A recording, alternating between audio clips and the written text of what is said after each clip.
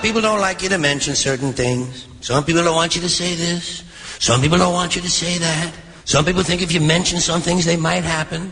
Some people are really stupid. You're listening to the worst. The worst. You're listening to the worst, not the best. The absolute worst. And you're listening to the worst of Opie and Anthony. Opie and Anthony. It's absolutely awful. What's up, Effers? You're listening to the Opie and Anthony Show. Tell a friend, will you? It's the O&A virus spreading across America. We're in the middle of talking about these new Hallmark greeting cards for some twisted things that happen to you and your loved one. Yeah, just some tragic events or just lifestyle issues. Anthony nailed it, too. If you're going to get into one of these touchy subjects, get a card that's blank inside and write a little note. Some stationery. But you need buy some stationery. But you need Hallmark to find the words to show your sympathy because your friend has cancer. It's kind of a cop-out. Oh, the cancer section. Nah, this one doesn't quite do it. How big is that, too? It's not like Mother's Day, that section, where it's real big. I'm sure it's just like a little section. It's hiding. One card. It's hiding in the shadows. Yeah. Are those cards all together under like some kind of special... Who bought them all? You know, that's Travis? what we got to figure out. Where are the cancer cards? What are the cards right next to the cancer cards? Is it the gay card? Are they all like special interest cards all in one gay cards together? Right next to happy cancer anniversary. Card, yeah. Miscarriage cards right next to you're expecting. Well, you don't want the right miscarriage card next to the one first year card. Right. The card that's shaped like the number 1 with a candle on it. Dude, can we go down to the store and rearrange the cards? I want the miscarriage cards right next to the birthday cards announcing that your first kid's birthday. Oh, that's horrid. Travi? Hold on. I was only joking. See, now it's only joking. See, now it's okay. I was only joking. See, now it's okay. I was only joking. See, now it's okay. I was only joking. See, now it's okay. Still. Yeah. What's up, Travis? Travis? Yes. These cards now, where were they? They were in a section all by themselves. All by themselves. Yes. And were they prominently displayed? No, they were actually in the back of the store. In the back of the store. Because they don't want tucked away. They don't want these cards creeping anyone out. Yeah, it's you ever supposed to be happy stuff when you're buying cards. You ever go to the back of a store to like the far corner and see the crap they got there? Garbage. They haven't been able to get rid of. If you know anything about marketing, all the really good stuff is right there when you enter a store. Yeah. But if you want to have fun, go to the back of these stores and look in the far corners. I saw a show once where they were talking about supermarkets, and you don't even realize how cutthroat that business is. The guys that supply like Del Monte and the name brand groceries, they will fight with other people for shelf space that's at eye level. Mm-hmm. The eye level shelf space, that's your prime real estate in supermarkets. And there have been like payola issues in supermarkets where the suppliers actually kick back money to the supermarket to have that placement. Where's the John Jeff section? Oh, way low. The lowest shelf. That's like the lowest shelf. That's real thin too. It's like only like 6 inches high, so you can't even see it. Never mind reach for it. It's like where the Goya beans are. And we don't feel like explaining the John Jeff thing today. On the floor. We'll explain on another day for the newbies. Yeah, how do you find a card? I'm sorry your son is gay and the host of an awful show. That's going to be enjoy right your Hallmark. trip to Thailand. Yeah. Let's say hi to Inbred in Ohio. Inbred. Hey, what's up, y'all? Hey what's up, Inbred? Hey, instead of a card for the gays, how about a singing telegram? You have AIDS. You have AIDS. Yes, you have AIDS. I hate to tell you, boy, that you have AIDS. You got the AIDS. You may have caught it when you stuck that filthy needle in here. Or maybe all that unprotected sex put you here. It isn't clear, but what we're certain of is you have AIDS. Yes, you have AIDS. Not HIV, but full-blown AIDS. Be sure that you see that this is not HIV. But full-blown AIDS. Not HIV, but really full-blown AIDS. I'm sorry, I wish it was something less serious. But it's AIDS. You've got the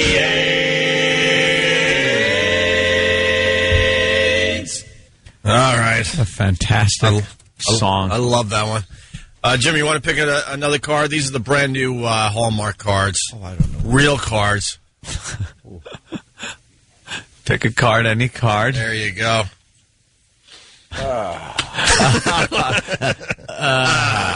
This one can't be good. These cards are just uncomfortable for everybody. Well, the cover... Why would you send this card? I don't know. Yeah, it should be just personal drop by with some cookies and cake. Well, certainly not Similac. This is a light purple card. Mm-hmm. Any picture on the cover? Let me see the cover. It's like a little dark purple, flower it's like outline. Outline of a flower with this blue, like almost light at the top where the petals are. Yeah. And here's what it says. It is difficult for others to understand the depth of the loss we feel. For the depth. child. How about 3 inches of toilet water? How's that for a depth? I was only joking. All right, it's okay. I was only joking. All right, it's okay. Oh, they mean by depth, they mean the sorrow. Okay, I'm sorry. I was only joking. I don't want to read this one. For the depth of the loss we feel for the child who will never be born. Oh. You would actually send this card to somebody? Or you send these cards out to That's everybody? horrible. The poor parents are like, going through a tough time, and that's got to come in the mail? Oh, what did I get? A little card? Oh, this might take my mind off of... Usually when you go to your mailbox and right around your birthday... Yeah. Or Christmas, and you see what's obvious, a greeting card, you get more excited inside. Hey, what's this? You don't want to open up cards and read this crap. No. Well, there's more. It says, it's difficult for others to understand the depth of the loss we feel for a child who will never be born. And it says, even those closest to us may wonder why we can't seem to get over it. Lovely friends. Really? Get over it. What they don't... This is, you open the card, and it's like a light... turquoise inside. What they don't understand is how we already... How we what? Let's move on from this bit. That's a good one. Go ahead, Jimmy. This needs to be read today. What is Hallmark doing? They need money this bad that they got cards like this? What they don't understand is how we already loved that little one, and love never ends.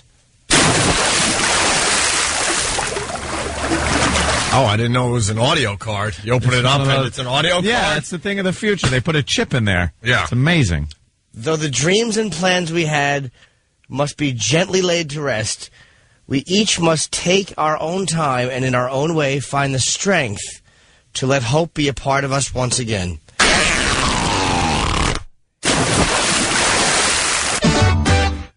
I was only joking. Oh, okay. It's all right now. If you need someone to talk to, I'm here. That is twisted. I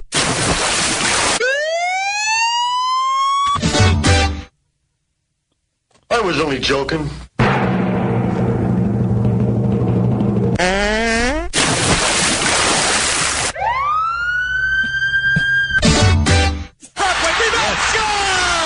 No. Oh, my. I tell you something. How did that not go in? Oh, Jesus. We came up with a new way to use that clip. Oh, no. What? I was only joking. Oh, okay. It's all right. It's just a joke. You guys can understand. It's just a joke. I was only joking. There you go. All right. It's fine. Oh, my God.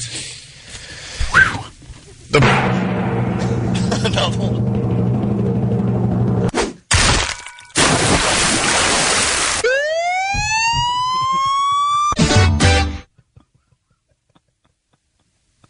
I was only joking.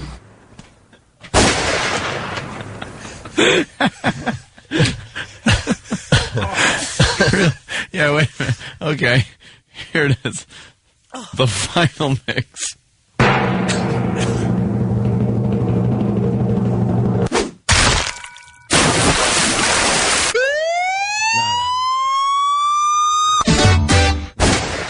No, it's not the final mix. The second, hold on, Ant. Not the final mix. I'll help you. After the drum thing, give it to me. Okay.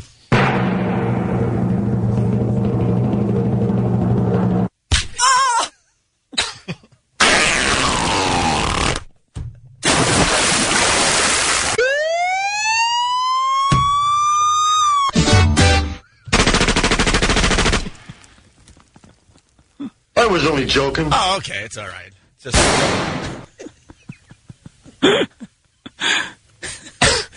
Oh, brother. Look, the point is... What is the point? The point There's no point to this. Look, we'll agree to disagree, okay? All right, let's just agree to disagree. We'll agree to disagree. We're really pissing off some people right now, and I don't blame them. But the reality is, why... What? I'm just looking. That's just... Okay, well, let's see. All right.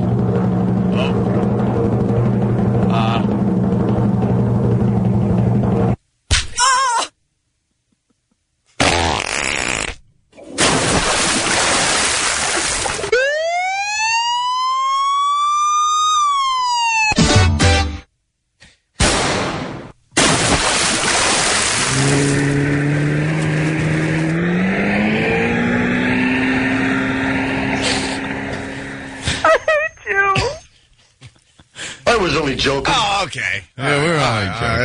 It's just a joke.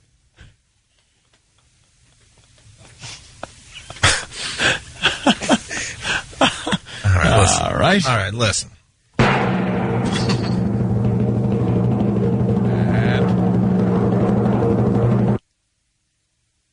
Razzle dazzle. I just want to mix it up a little bit. Sorry. I just want to...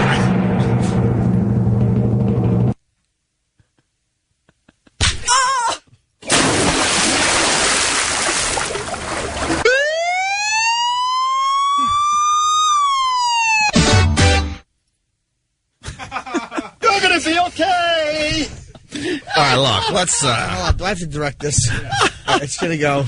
All right. Am I in on this one? Yes, you are. All right. Okay.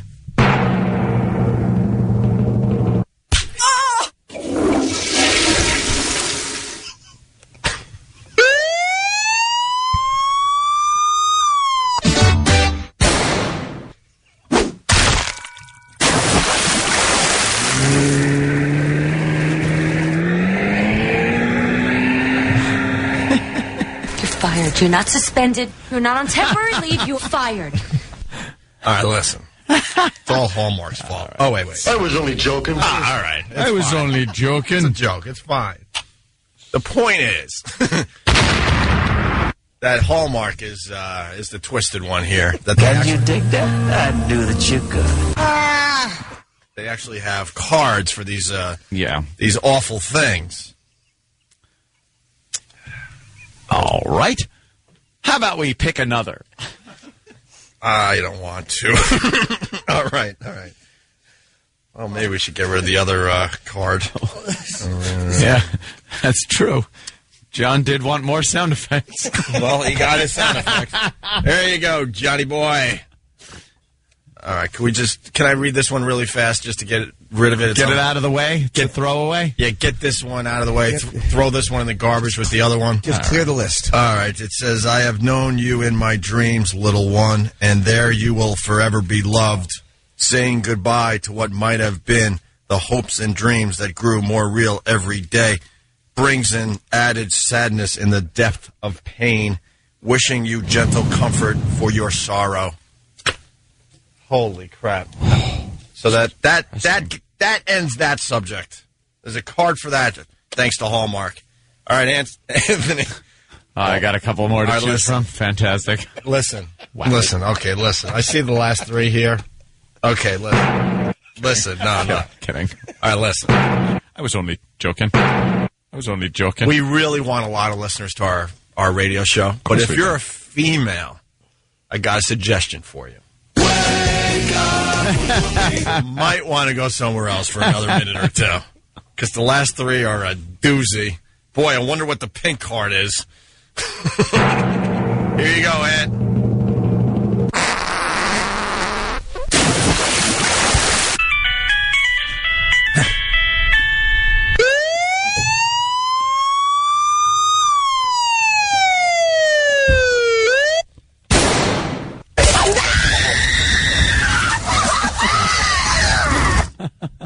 I was only joking. Oh, okay. All right. Only joking. All right, why don't you pick one? Let me pick a new one. Thank God we only have three of these Hallmark cards left. All right. I'm picking this one. Oh, Christ. No. You picked the pink one. Why did I have to pick women.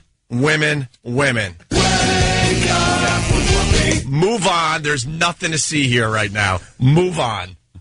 Just move on. Please leave. We're telling you to leave. Kiss my fat ass. No, we're telling you to leave right now. All right. Pink card? It's a pink card, yes. We'll save the other two for later in the show because we can't. All right. This is a real Hallmark card, by the way, because people are writing going, you guys are making these up. No, you could go to your card store and find these exact cards. This collection is called Journeys. It's encouraging words along life's way. Okay. So whether, life does throw you those curveballs. Oh, boy. Do they have one for that? I have them, but they curve. You're a fighter, a survivor, an inspiration. Oh, no. And this is kind of ironic. Keep that close to your heart now. And always. Since something else isn't close to your heart anymore.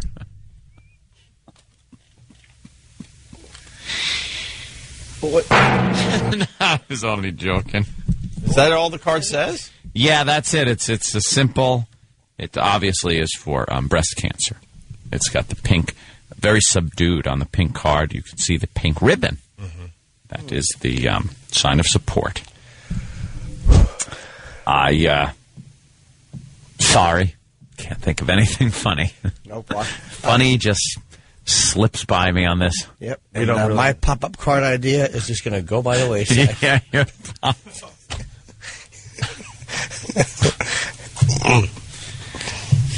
The card is very lopsided. It's not. It's perfectly even, both sides. Look at it close. No, man, you can't even put that one on your mantle. It keeps falling over.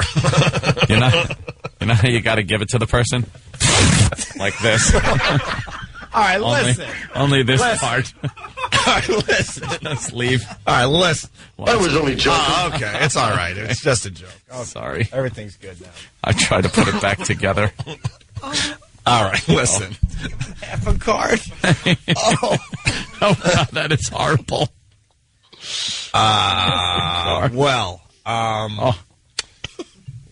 Well, we got two more cards left. Have one for crying husband. We have two cards left. Yes, two cards left. Thank God. That we'll get to after the break. Oh, damn it. Oh, God. That's horrible. You can't. Oh, my God. People making up their own cards, and they're really awful. Yeah, well. It's, there's other stuff to do, too, but I forgot already. What? What do this you got? one says, Can we it's just a sympathy card. All right. It says, in deepest sympathy, I'm sorry to hear your daughter, A. I thought the beep took care of it. Isn't it? You open a card, it's a pop-up card. You open it, and there's like a nice suburban house, and a black python just falls out of the daughter's window on the card. Isn't it an audio card? Don't you have the audio of that card there, Anthony? Oh. You might. Hey, where are the white women at? No, that ain't it. That ain't it. Do you have the audio? Of course I do. Or the audio card of the card you just read? You'll do what we tell you to do, you dirty, low-down slut. It is not a sin to get rid of a dirty stain. Wasting your time with a black. Huh. A Negro. Oh, my God. Anyone else see Jim Carrey doing the David Caruso bit on Letterman? Like 6 months after the whole world did the bit? Hello, exactly! Yeah. How does he get away with that? And everyone's laughing and laughing and laughing like it hasn't been done by pretty much everybody at this point. Everybody. I mean, everybody. And he walks on to Letterman with the glasses and does the whole David Caruso one-liner bit. Yeah, it's pretty hack now. It's one of the videos that is one of the top videos on, I think, YouTube. Sweeping the nation. All right, it's the Opie and Anthony Show. Lots to do today, so get us out of here for a bit. Hey, guys, Opie and Anthony, we're away. This is the best they could come up with. See you after the holidays. I just read that for you. Yeah, that was very red. That's okay, though. It should be like, hey, we're away. This is about the best they could come up with. But see, you messed up best. We'll see you after. But it sounds natural. Okay, I actually acted that. Try to sound natural for this next one. Okay. Yeah, that's the story of the British officials. They want to take away a kid who's a big fatty. Look at this big fat kid. And the mother said she didn't think she was doing anything wrong. Well, what was she feeding the kid? Lard? Apparently everything. It depends what she was feeding the kid, whether they should take the kid away. She was obviously feeding him too much. He's, 8 and he's over 200 pounds? Yeah, he's a giant, big, fat kid. I think fat kid. I think 220. I bet the little playmates call him Fatso in school. Hey, Fatso, you want to eat my lunch, Fatso? They punch him in the stomach just to look at his face. But why do they want to take the kid away? Doesn't Child make sense. abuse. For what? Feeding him too much. But what is she feeding him? If it's just normal crap. No, it's like cakes and food. He's not, the kid isn't on a diet. The kid shouldn't be that fat. It's not some kind of a stupid glandular problem, and if it is, you should, have him just eating a celery stick. But some people are just meant to be fat. I don't think so. You think everyone could be thin? I think there's probably 5 people on this planet that have to be fat. Everyone else can probably be skinny. Not skinny, but not fat. I look at our own not Steve. Obese. I look at our own Steve, and it proves it. Some people are meant to be bigger. No, Steve's a big guy, but he's not fat anymore. Steve isn't fat. But the reason he's not fat anymore, he had his stomach stapled, and if you ever hear what he eats and how he works out every day, it's insane. He should be real thin at this point. Yeah, but see? His metabolism is different. But he can do it. Huh? He's done it. And the stomach stapling forces you to eat less. If Steve wasn't such a greedy little bastard and selfish, he wouldn't. You don't have to staple your stomach. Just eat as much as you would eat if you had a stapled stomach.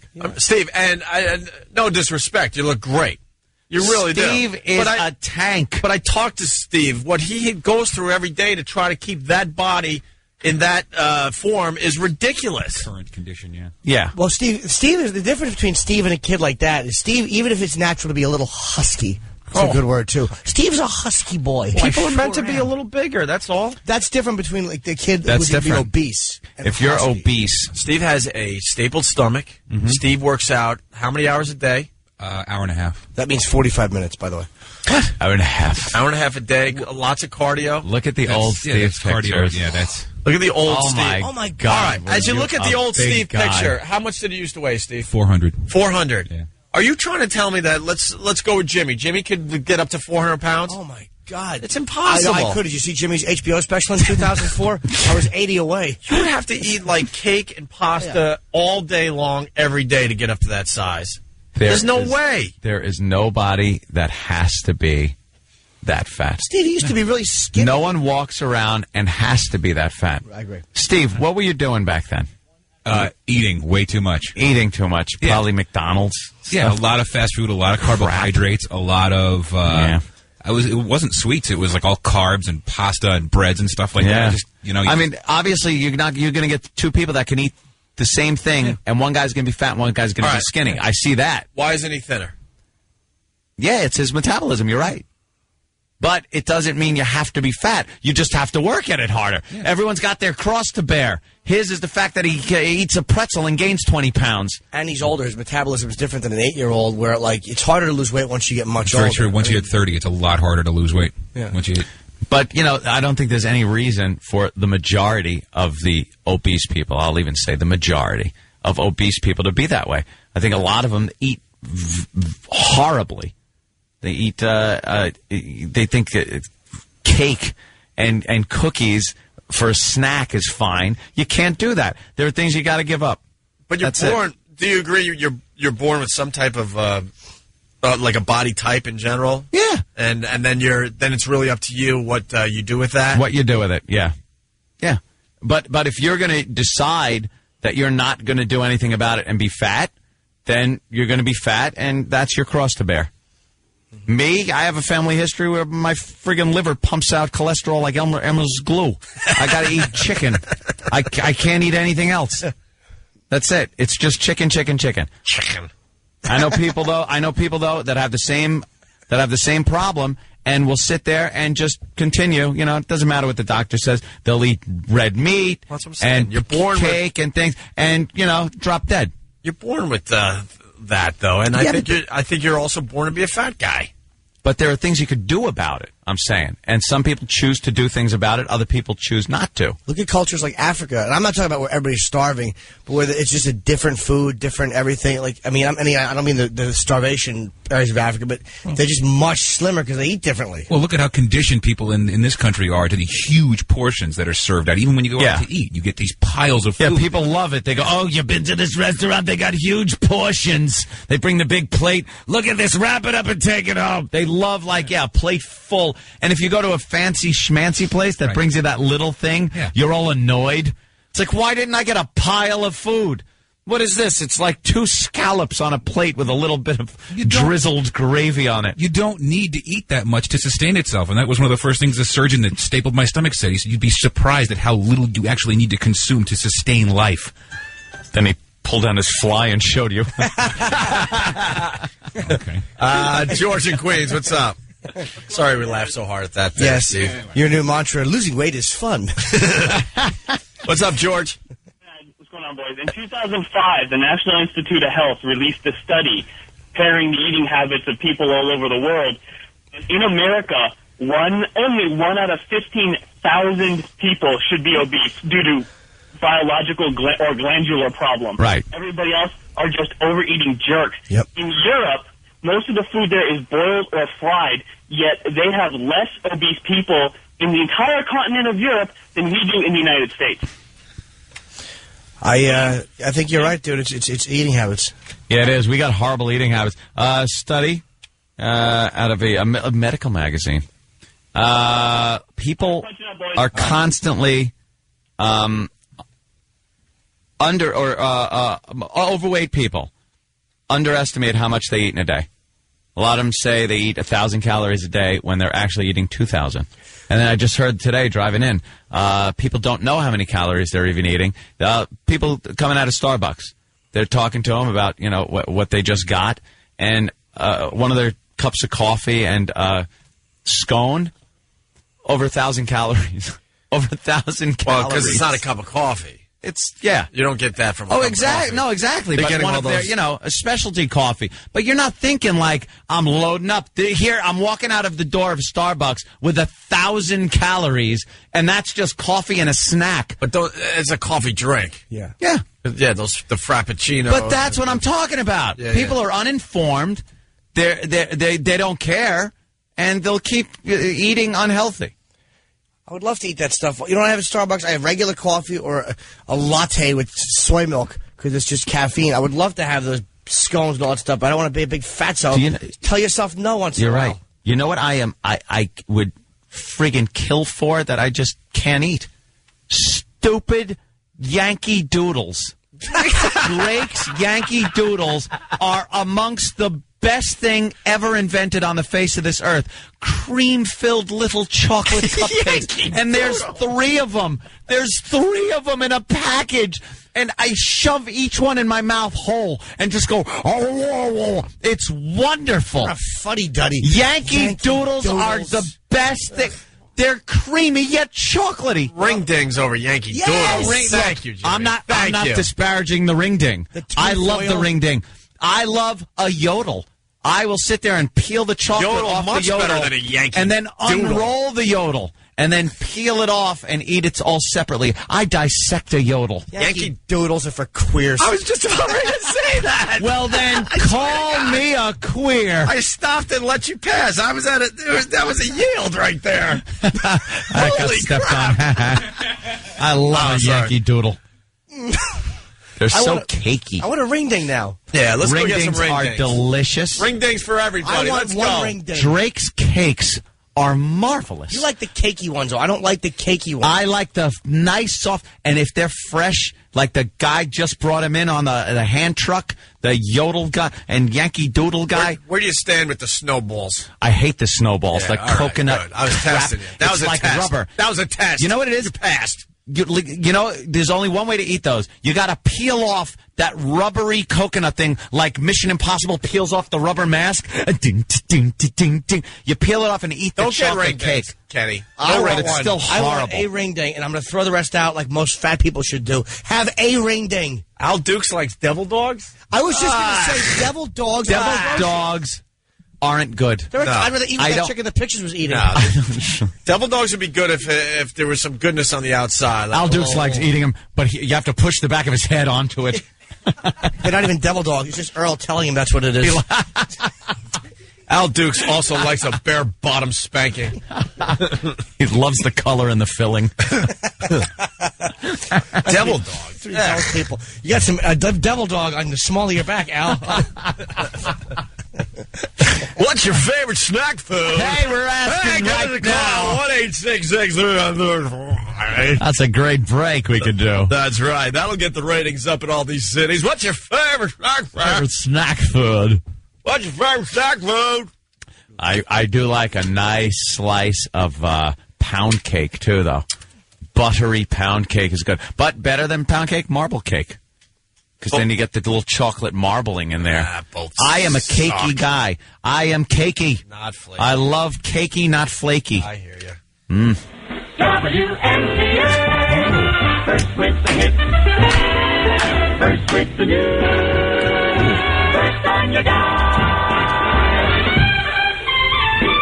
Where the hits.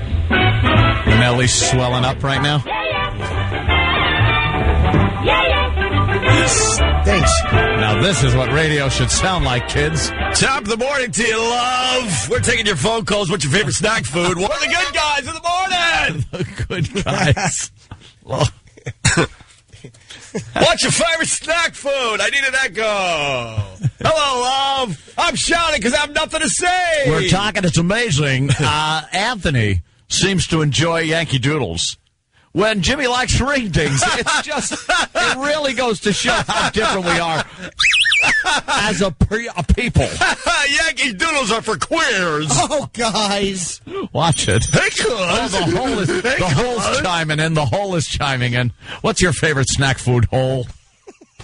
Where's my echo? I know there's an echo on this board somewhere. I like a devil dog at gunpoint. A devil dog at gunpoint.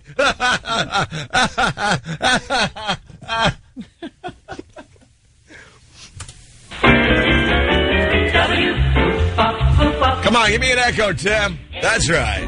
8:30 in the morning. Hello, hello, hello. No. Oh, boy.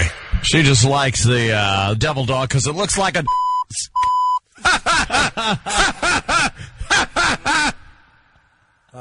There's the reverb. I'm in the gymnasium. We're talking about your favorite snack food. Hello, love. Hello there, ass. Call us up. Tell us, what's your favorite snack food? Compelling radio. Why doesn't Anthony have an echo? I don't care. There you go. Hey. Whoa. Yeah, I got a little reverb and echo now.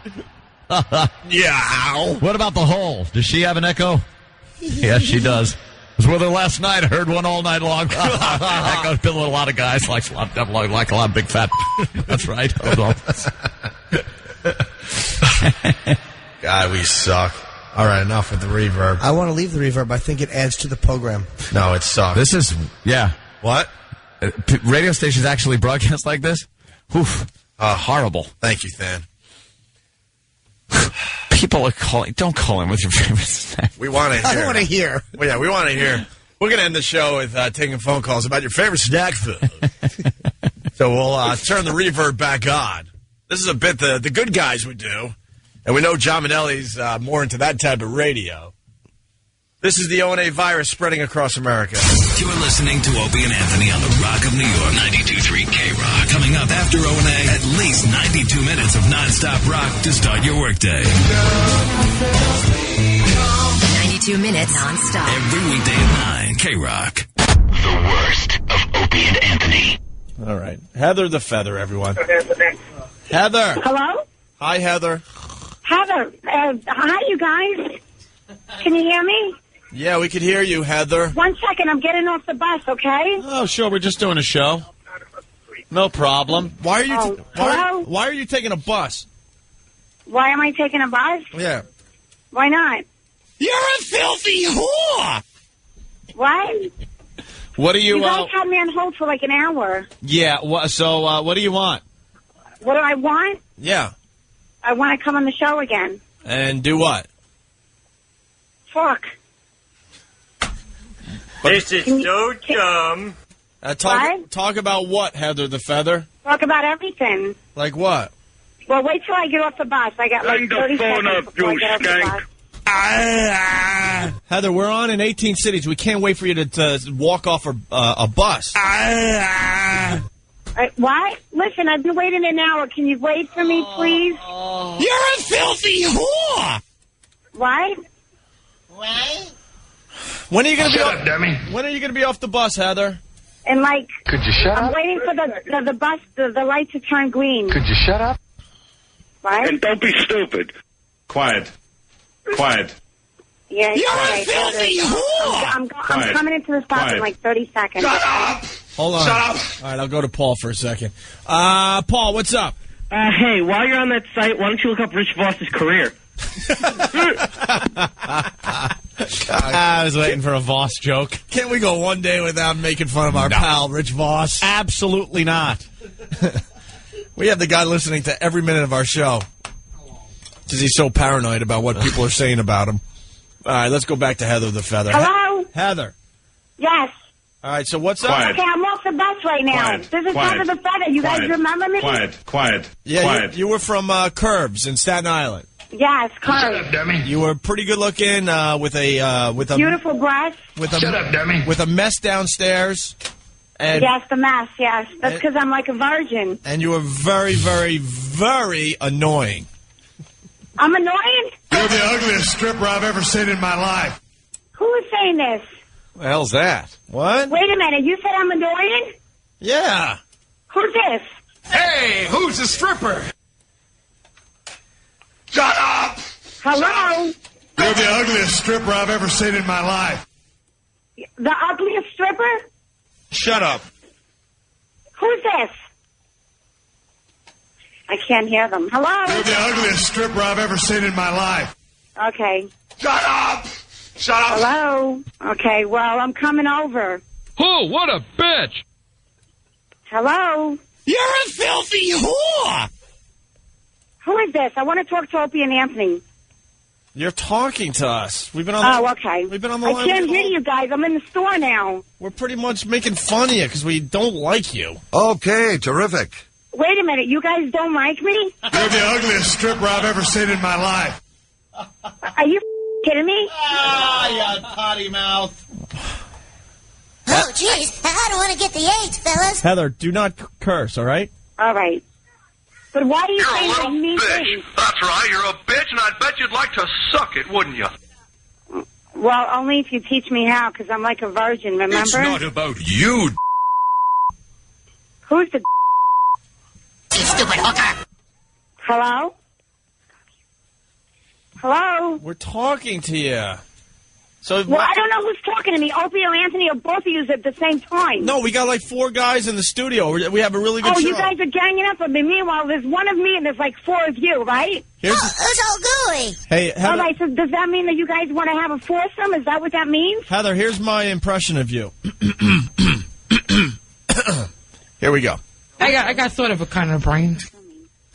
I hope we're not wasting our time with this little pecker. Hello? Hello? What? I keep going in and out, you guys. Georgia. In and out of what, conscious? So listen, when can I come back on the show? How about never? Never? Don't you listen to the show? Whores are one-trick ponies. I'm not a whore. What a stupid voice. Hello? You calling me a whore? We're cakes for nothing! You guys are tough. I'm sorry, I didn't mean to curse. Hello? I am coming on the show, okay? And I'm going to give you both a beating. You're sluts. Are you ready for your annual beating? Translation, boring. Yeah, the listeners are saying you're very boring, Heather. I'm boring? Yeah, you're on the air in 18 cities and you're boring. So why would we invite you back in here? Oh, so the first time I was on the show, that was boring. Is that what you're saying? I was boring? We just wanted to look at your boobs. You weren't in here to talk. Oh, and that's it. You stupid bitch. You're a stupid jerk. I thought I told you to shut up. You shut up. Go F yourself. Oh, yeah, I'm so boring. That's why I got so many people coming to see me at Carbs, right? I'd say you're a lying scumbag. What was that? I'd say you're a lying scumbag. See, you guys are not fair because you got all those sound clips going on and you're talking and I'm by myself and you're ganging up on me and that's not fair. Yeah, thanks, Dick. What? Yeah, thanks, Dick.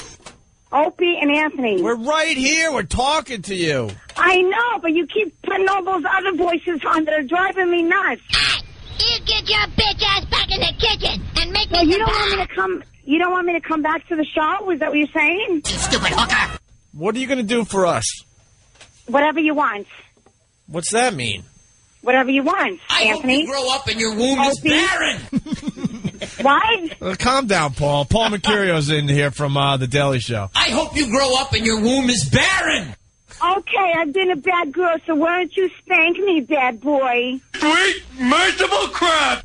She was a hooah. Heather, you have nothing. I am nothing? You have nothing for our show. I have nothing.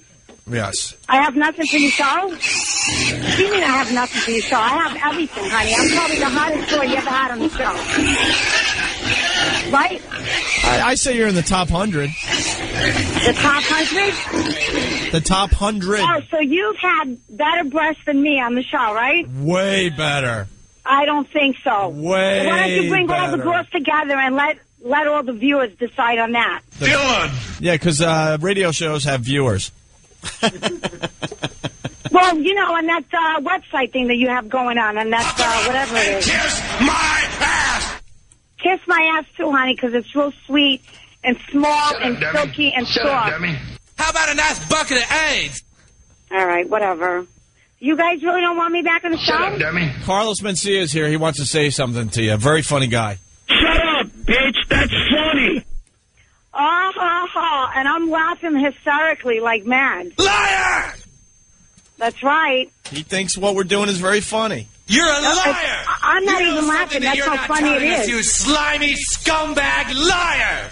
Oh, my God. Where did you find this guy? Psycho Mark. What rock did he crawl out Hold from on. under? Psycho Mark wants to say something to you. Who?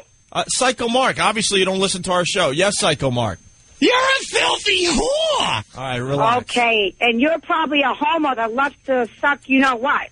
Wow, good comeback. Ooh. Shut up, shut up, shut up, shut up, shut up, shut up, shut up. Well, it sounds like a recording. Can you give me something else? And don't be stupid.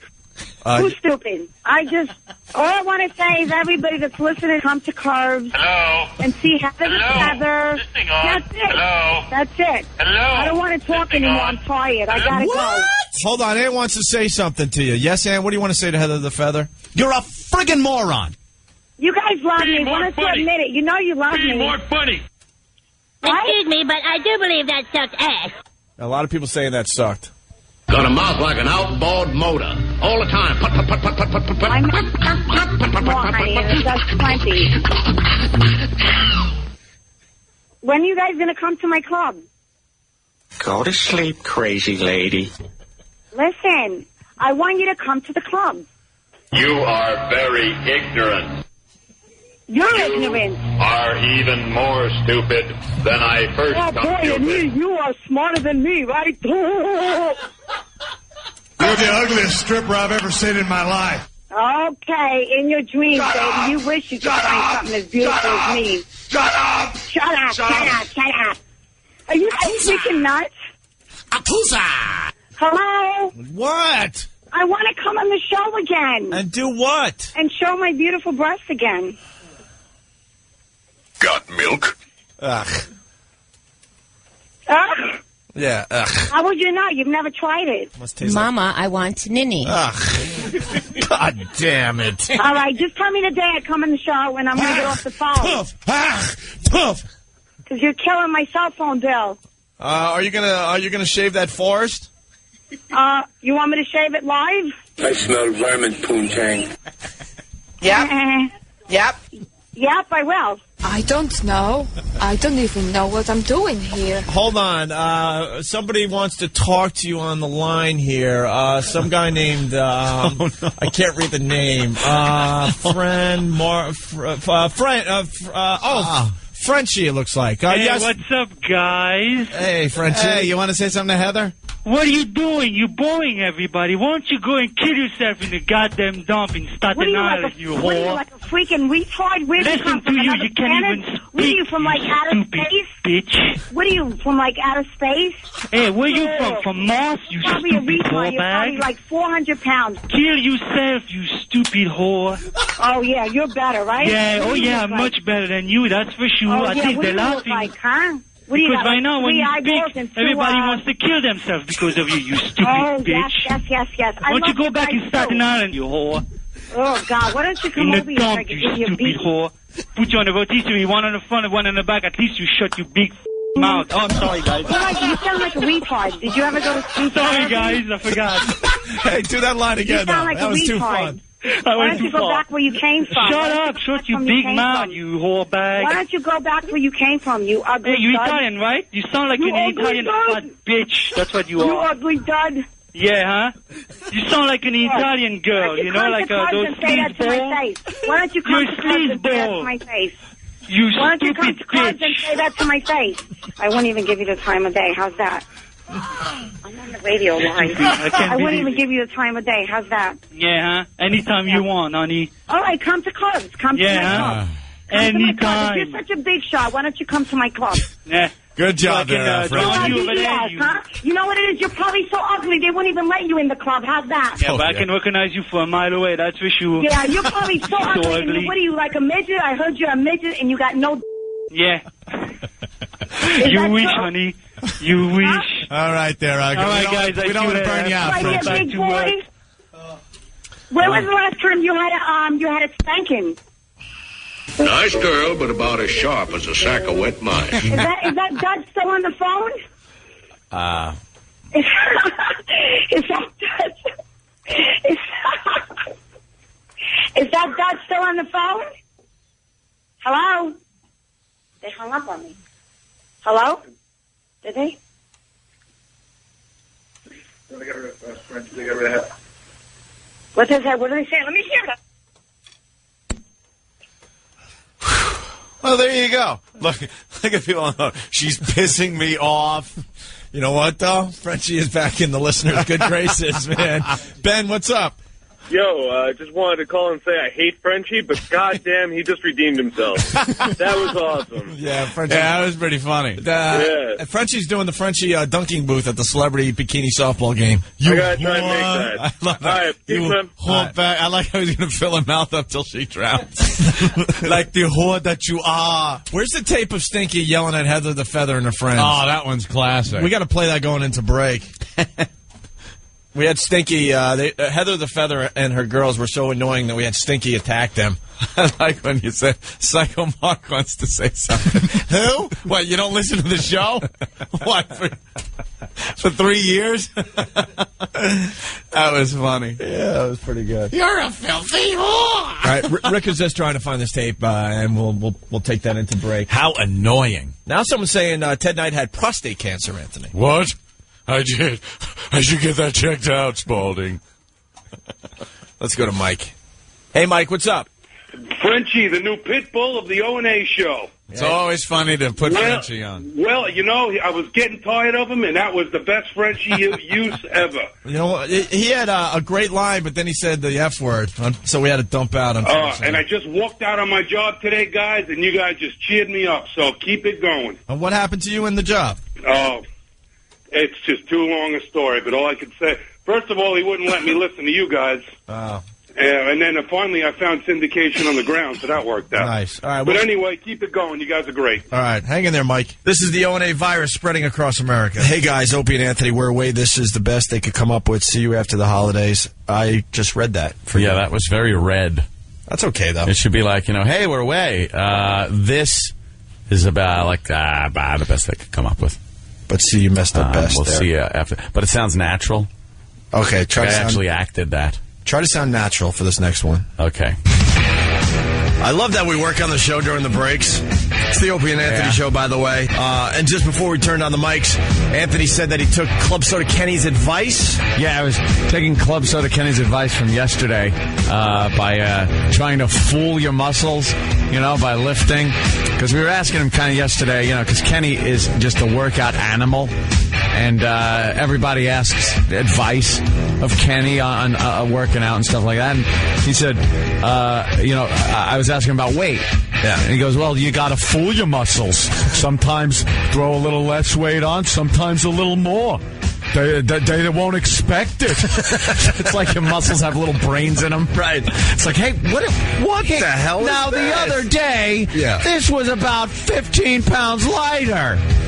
So I was just doing that yesterday, and I fooled it on the upside, and now I'm feeling it a little today. A little tight, a little sore. A little sore, but not bad. If I could fool my muscles, I would just trick them into thinking they'd worked out. Yeah, exactly. Hey, they fooled me. I know. I'm working on my 10-inch pythons. That's why I'm doing it. That was my little twig arms. I know. Yeah. I'm a skinny little guy. What was I going to say? I'm working on my yoga break. I'm not there yet. I'm not there yet. Little yoga. I was ready to bring the skin doctor to the radio show, but I'm not ready to bring the yoga thing to the show yet. Doing a little yoga. Perfectly healthy. Old yoga. Aleister Crowley was one of the biggest Satanists ever. He was a yoga fanatic. It's not unmasculine. Is that Mr. Crowley? Yes. He was also bisexual. Mr. Crowley. That Really? guy? Yes. He was a what? He was a tremendous yoga person. He was a sex fanatic. He was just a dirty boy. Mussolini threw him out of Italy for being too degenerate. Really? Yeah. Hey, that's a great story. Like cat's blood or something. Just real kook. He was a goose, as we say. Well, I got like 2 of those herniated discs from all those years of being active. And went to rehab, and I'm fine and all, but... Why, you just started drinking because of it? And they... yeah. There's other kind of rehab. And then they suggested the old yoga. Yoga. To kind of get the back nice and strong. But I'm not ready to bring it to the table yet. I gotta get some more observations, and then we'll do a yoga break. Yeah, is that it? Oh, yeah. You'll look into it a little more so you can you can do the break without making it sound like you're effeminate. Oh, dude, man, I'll be completely honest with you. It's quite faggy. Yeah. It is quite faggy. But I hear it's not a lot of masculine guys doing the yoga. Let's just put it that way. Because it puts you in these positions that make you look a little silly as a guy. But what makes that all right is the fact that there's all women around you for the most part, so you get to see some interesting things. Well, that's good. But wow, you get to see a lot of stuff. See some guys. Look at me trying to make yoga cool. I get it. Wow. I like yoga, man. If I didn't have a bad right foot, I would have done a lot more of it. It's great. You and that goddamn foot. What's wrong with it? I need surgery. No, you don't. Okay. Do you? No. I just wanted some sympathy. People saying, why aren't you doing Pilates? I did them yesterday. Pilates just sounds not good. That sounds like another girl thing. Yeah. Well, yeah, Pilates. I had to go to... Why don't you go to a spinning class? Yeah, there you go. Spinning is another thing that, of course, it's a hell of a workout, but it's not quite the most masculine workout thing you could do. You know what, though? There's not one person in this room that could get through a spinning class. I know. And I consider myself in pretty good shape. Dude, I could. But in my gym, I see yoga. I see those spinning classes going on. I'm like, wow. Insanity. I got a ways to go still. Yeah. Pilates. But Pilates just sounds... Pilates. We did 10 minutes yesterday because we were running late, and then we just did the thighs. Ooh. You watch the DVD and you do You and thighs. other men touching them together? Yes. Jimmy actually has exercise, DVDs and stuff. Do you? Yeah. I need, real interaction. He actually, like, you know, on your cable, you could go to the exercise channel. Jimmy goes to the exercise channel and does Pilates with his girlfriend. It's good when you have a I mat. forgot about this. Yeah, you have a mat at home. It's good to do once in a while. You invite a guy over named what? No, you have to invite a mat do over. Oh, I thought it was something a little kinky. And I hear you follow the Easy Girl or something. Your girlfriend was... Oh, is there like three different? Your girlfriend, like... Okay, two ones. There's the high energy one, and then the low impact one. Oh, your girlfriend threw you under the bus. I forgot about this. We're in Vegas.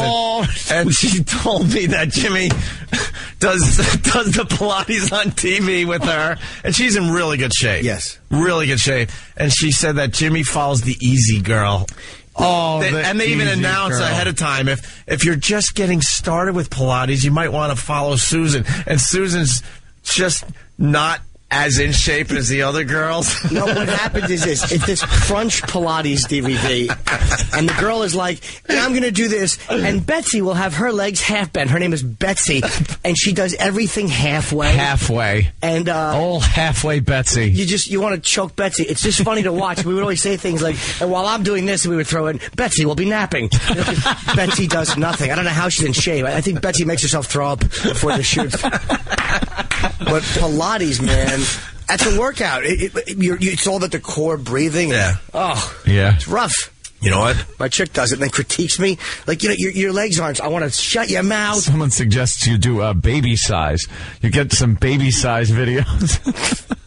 Dude, I'll tell you one thing about yoga, though. I'm just getting started, and it's tough to get through a class. Yeah. Without farting. I've heard that about yoga too. Like you're twisting yourself in all these positions, and people are just blasting left and right. Dude, that's all you hear.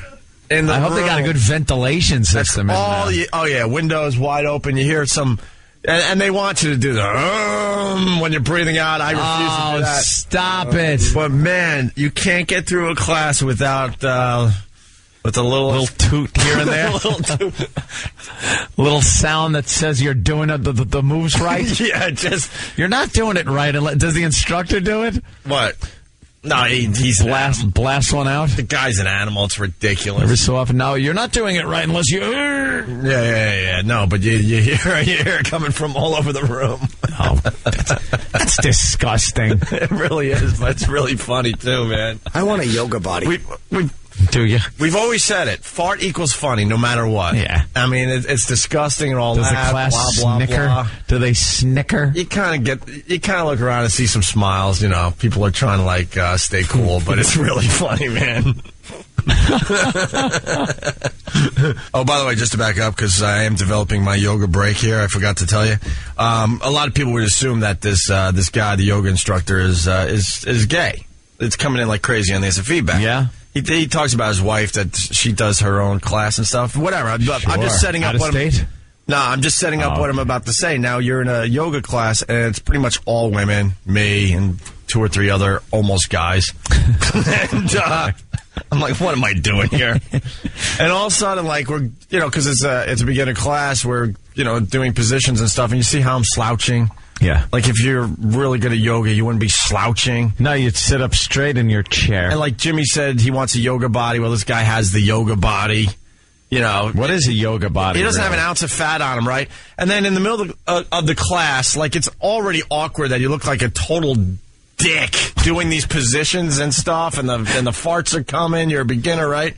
All of a sudden, he decides he needs to show the class his spine and his back and his abs to show you that you're in the right position. So in the middle of class, he just takes off his shirt. Oh, God, what a show-off. And all the women, you could just hear them all just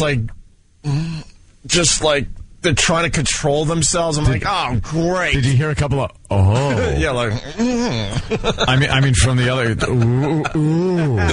Oh. But half the women in the place can't control themselves. I'm like, oh, just great. Well, you put your shirt on and then his shirt on. What a stunt that is! Come on. But then he's stretching his back and pushing out his chest and bending all the way over, just showing what he's got to offer to the women. Basically, it was like a mating call. It's a freaking mating call in the middle of the class. He knows because he's got all the plumage, and you guys look like plucked chickens walking around. He knows the score. He's got the plumage, and we all look like veals just getting started here, right? They finally let us out of our little like dark box. Yeah. It was like I was impressed though. I'm like, nice move, dude. Bravo to you. Obviously, you're looking for some strange, you know what. Yeah, he's probably... You go for it, buddy. He's probably working it. I'm like, you got to give him credit. A straight guy in a yoga class, man. Even if they're all straight guys that are there, it doesn't matter. Most of them are women. I've never taken a class. I always had people come to my house because I knew with my stupid foot I couldn't do a lot of the stuff. Never do that. Why? Never do DVDs or people come to that because I gotta leave the house. I gotta leave the house because put in a DVD of a workout. I'd rather put in like Caddyshack. I'll just sit on my ass and watch television unless I have to physically get up and go to a place that is exclusively made for exercising without any other entertainment value whatsoever. Or I'll just be distracted. Yeah. I'm like a child. This is the O&A virus spreading across America. WXRK, New York, 92.3 K-Rock. It's the Opie and Anthony Show. The worst of Opie and Anthony. All right, well, the next segment might get a little uncomfortable. Dude. What? Shut that door. So it's been 3 hours. 3 waiting hours. to come on our show. The Whistler's been out there. Dude. He, I was going to take a leak. He comes out of the bathroom and he's wiping his hands off. So apparently he washed his hands and so he goes to shake my hand. I'm like, well, I like a man that washes his hands. I go and I pointed to the no S zone sign that is now on our bathroom door. We had to put the sign up after yesterday. It says no S, on the door. And I said, you didn't, and I pointed to the sign. He goes, no. Whistler, and all this dead serious. He goes, Whistler has to drink a lot of water. And I've been drinking a lot of water. A Whistler. He calls himself Whistler. He goes, a Whistler. He goes, has to drink a lot of water. And I've been drinking since, for a couple of hours now. I'm like, oh, cool. You know what else a Whistler has to do? Give up all claims to box. So then I go to the bathroom. I come out, and he goes, my card. And he gives me his card. Right. Steve the Whistler. International champion. So I look, and of course I have to go, well, international champion. And he goes, well, since that card's been printed, I'm now international grand champion. Dude, deadly serious.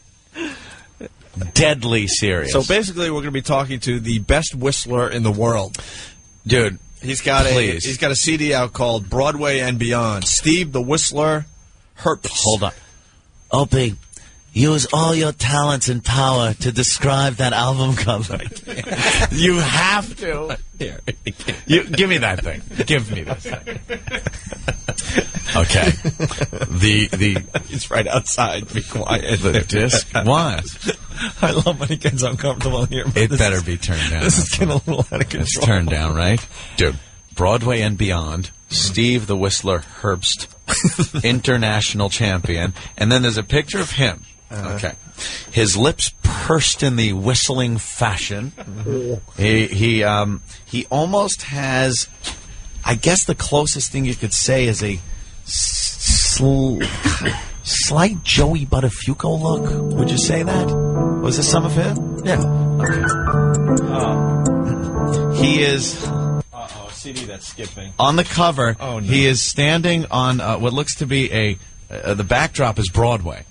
And he has his hands out like an opera star, tenor or something would have if he was singing. He's in a suit with a red bow tie, and he's whistling on the cover. You see his lips are like this.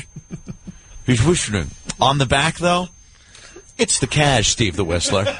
He's sporting a sweater and some pants and cowboy boots as he is reclining on the back of his Aurora. What is that, a Buick? Yeah. His Buick Aurora, showing his New York license plate that says Whistler. Whistler. He's like, it looks right out of some, like, turn off on Long Island somewhere, New York. As he said, did you see the back of this yet, Jimmy? Jim, look. All right, let's listen. Let's listen to Steve the Whistler. All right. What song is this, Opie? What track? Oh, you'll know. Oh, I will? Yeah. Memories from Cats. Wow.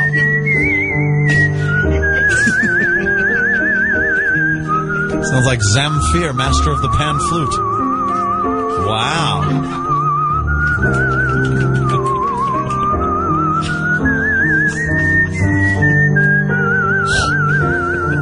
Wow. Every dog in Manhattan has his head slightly tilted 45 degrees, looking about, confused. I was going to whistle along. Incidentally, this picture where he's reclining, you would actually look more masculine if you were reclining on a mule. He's ready to come in. Oh, is he? Okay, let's get Steve. All right. Now, people on the phones, we might need your help. Yeah, serious questions only. Yeah, no fooling around today. We want Serious. A serious interview, so we're looking for serious questions only. Questions only. With Steve and the Whistler. And to the phone screener, please, when you type the serious questions only, use code words so he does not look over at the screen. All right, let's welcome Steve the Whistler onto the Opie and Anthony show. And I'm whistling a little to welcome him. Don't whistle in front of him. I know. Now I don't want to clap my hands and go, because it might be wrong. I might be doing it wrong. No. Now, I found out Jimmy Norton, Opie, doesn't know how to whistle. No, maybe Steve could teach little Jimmy Norton how to whistle. You got a whistler hat, do you? I saw that with a little musical note on it. I was just going, that's one of the ways I whistle. I was pursing my lips trying to whistle, and I just can't do it. Hey, Steve, thanks for your card. Steve giving Opie one of his cards. And Opie, if I might tell you... SteveTheWhistler.com. Oh, SteveTheWhistler.com. If I might tell you, Opie, where it says Steve the Whistler Herbst, and then it says International Champion, I was informed. Well, let Steve tell. Steve, you are not just the International Champion. No, I'm actually the International Grand Champion. Grand Champion. Now, what does that entail? Well, we have a international competition the third weekend in April down in Lewisburg, North Carolina. North Carolina, and people come from how far reaching? Well, this year, the guy who got the award for coming the furthest was from India. India! And was he a good whistler? The highest arc. He was very good. He was very good. But he's Steve, the Whistler. Well, he didn't make it to the finals. So. Didn't. Now, what are people looking for when they're judging whistling? Well, you have a panel of judges, most of whom are musical educators, and this year we had a couple of former champion whistlers, and they're looking for a degree of difficulty of the piece you're doing. So if you're just doing something that's kind of easy, not a lot of note changes, they might not look at that as seriously as somebody who's doing a lot of note changes and dynamics, right? Things like that. That wouldn't be considered competitive. Right. Do a lot of people enter these contests, Steve? How many people? Well, we have kids, teens, and adults competing, and this year we had 31 adults, and of that we had 7 women and 24 men. Now you were first place in classical music. Yes. Is that what kind of songs would you do classically? Well, this year in the preliminary round, I did Clair de Lune by Claude Debussy. And Clair de Lune. Yes, Clair de Lune. And in the final round, I did Hungarian Rhapsody No. 2 by Franz Liszt. I don't think I've heard that one. Have I? Is that? I probably would know it as something else, right? You would definitely know it as something else. As a matter of fact, it's probably been used in a lot of animated cartoons. Oh, well, then I probably did hear it. Can you give us a little piece of that? So maybe we could know what that sounds I don't know like? if he's warmed up, Anthony. I kind of want to hear... Oh, you're warmed up there, Steve? Yeah? He was whistling for me. I was whistling out there in the lobby, yeah. Now, is this the music for it? This is the accompanying music. The accompanying music? I have a question, though. Yes, Jimmy? Would all the whistlers laugh if a stroke victim entered? You are. I'm sorry, what was that? Oh, let's play... You're a horrible man. Let's play Steve's music. Let's hear the music. And we'll let Steve go here. And see if we recognize it.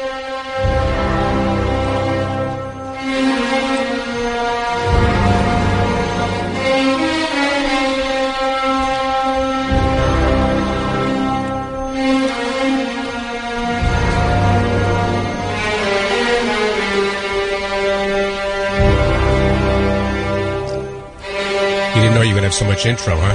No, I'm enjoying it. It's pretty. And I do recognize it. It's quite a trailer.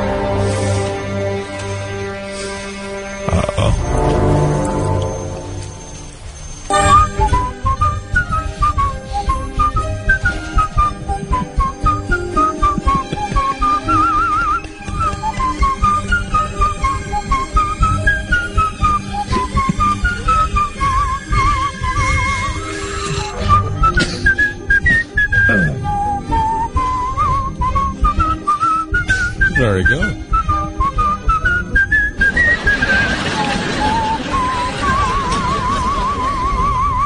Opie.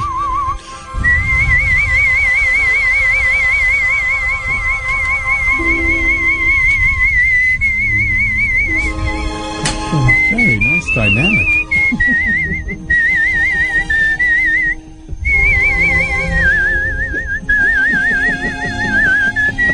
It sounds like an instrument.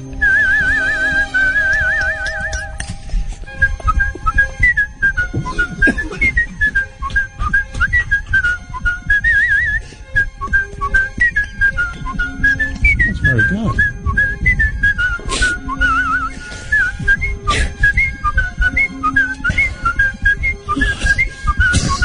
How long is this song?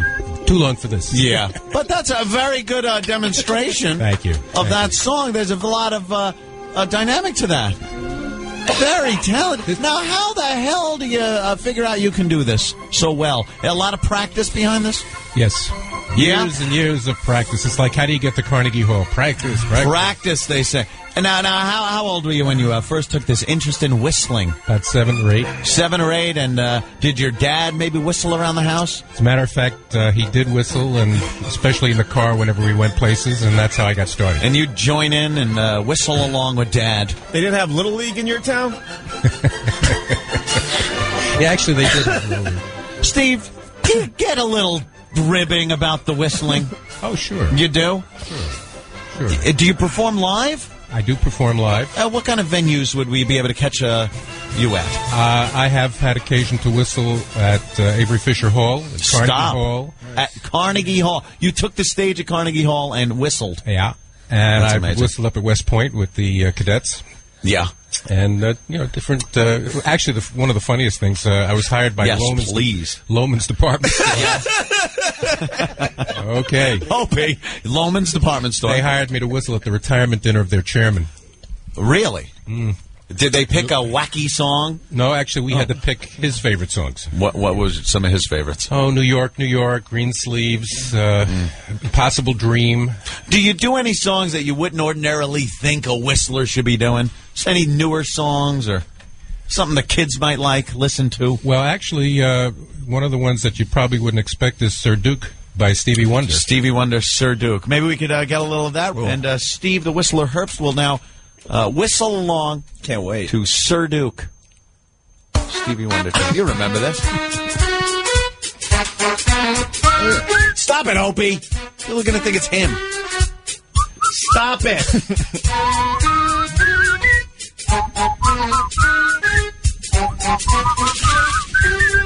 Stop it.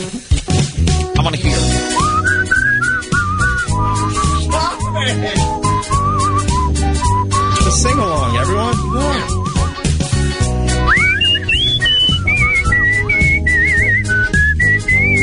Oh, he went up.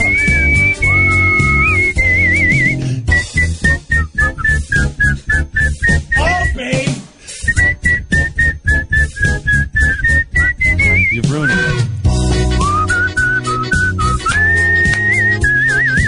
Yeah. Right, Jimmy?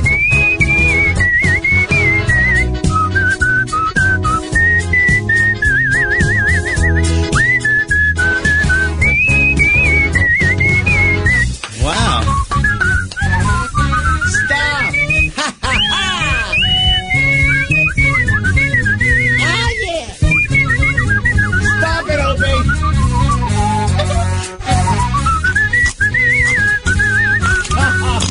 Thank you. Okay. Stop. Would you stop? I didn't do a whistler. Beautiful. That's a talent. You're SteveTheWhistler.com. Your lips must cramp up like a $5 hooker, though, sometimes, huh? You ever have that happen to you? If I whistle long enough, they do get tired. They do get tired. How long would a performance be that they wouldn't just freeze up on you? It ever happen to you? And you go, uh-oh. Not in a performance, no. I can't go on, no? Have you ever do this just to be silly, though? Like, you ever been given to a girl and then just stop and whistle so it sounds like she's falling off a building? Well, this isn't going so well. Opie. I didn't do anything that time. Steve, does it annoy you if, like, when Opie started whistling over you? That's got to be tough. Only if people thought it was me. You know, yeah, see? That's what I was thinking. Like, people are going to think that... I thought I did pretty well. You did horribly. You did horribly. What do you think of Opie's whistling? It wasn't even on key. Well, it's just did a day job. Yeah. Very good. Well, the phones are alight with people that want to learn more about whistling. Why can't I whistle? It's so annoying. I cannot Hey, maybe whistle. you could teach Jimmy. Jimmy Norton can't whistle. Give it a try. I swear to God, I have the worst... It's with my weak chin and little pursy lips. I can't whistle, and I never... Like you're waiting for a mama bird to regurgitate something into your mouth. What is he doing wrong? He's blowing too hard. Oh. Well, I've been kicked out of many a car for that. I want to ask Al Dukes if it's true that he had the flu during the fight on Friday. Oh, Al Dukes. Well, what? Well, how do I do it? Use your ears. How do I do it? It sounds just like him, man. Hey, Ryan, what's up? Yes. Ryan. Hello, guys. What's up? We're talking to Steve the Whistler. I can hear it. I've been whistling for the last 20 minutes in the car. He's fabulous. Isn't but he great? I need to know his opinion on something, because there's nothing worse than when you have a profession associated with something bad. And I'd like to know what he thinks about the following saying. Whistle while you work. Hitler was a jerk. Mussolini was a meanie, but the Japs were worse. Steve, what do you think? What do I think about that statement? Yeah. What was that? I don't know, but Whistle While You Work is a nice song. It probably is, right? Especially if you're murdering Chandra Levy. And that, you know something? I want to apologize, Steve, for that man, because he doesn't have any class or couth, and he can't appreciate some of the arts. I'm not knocking whistling. I just think it'd be funny to whistle a tune while you're digging a grave and dumping a body into it. Steve, he's a traveling comedian, and he's in New York City this weekend, and we don't have an association with him at all. We'd rather... So don't mind him. He's from L.A.? Don't mind him. You're from L.A.? Not originally, no. Akron. Akron, okay. Let's go to Aaron. Home of the Beacon Journal. Yes. Aaron. Hey, guys. Hey, Aaron. How you guys doing on the today? phone with Steve the Whistler Herbst. Hey, good afternoon, Steve. Hi, how are you? Pretty good. So you've been whistling for quite a while, huh? Oh, yeah. For like 48 years. Wow. Have you acquired the ability to whistle with large objects in your mouth? You ever try any trick whistling like that, I guess is what you're trying to get That's at? a good question, yes. No, but actually I can whistle several different ways, including in as well as out. Stop. Oh, let's hear a little of that. Let's hear a little in whistling. Well, see if you can hear the difference. Okay. All right. Everyone listen.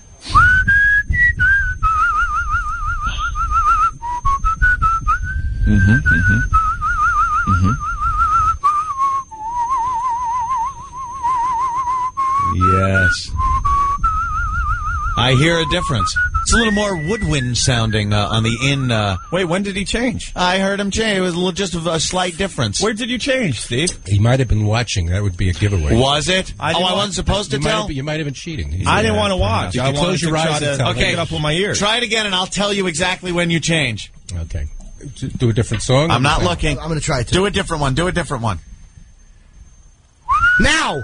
No, you jack off. No. Try it again. No, you dumb bunny. Try it again. Okay, go ahead. I'm not watching.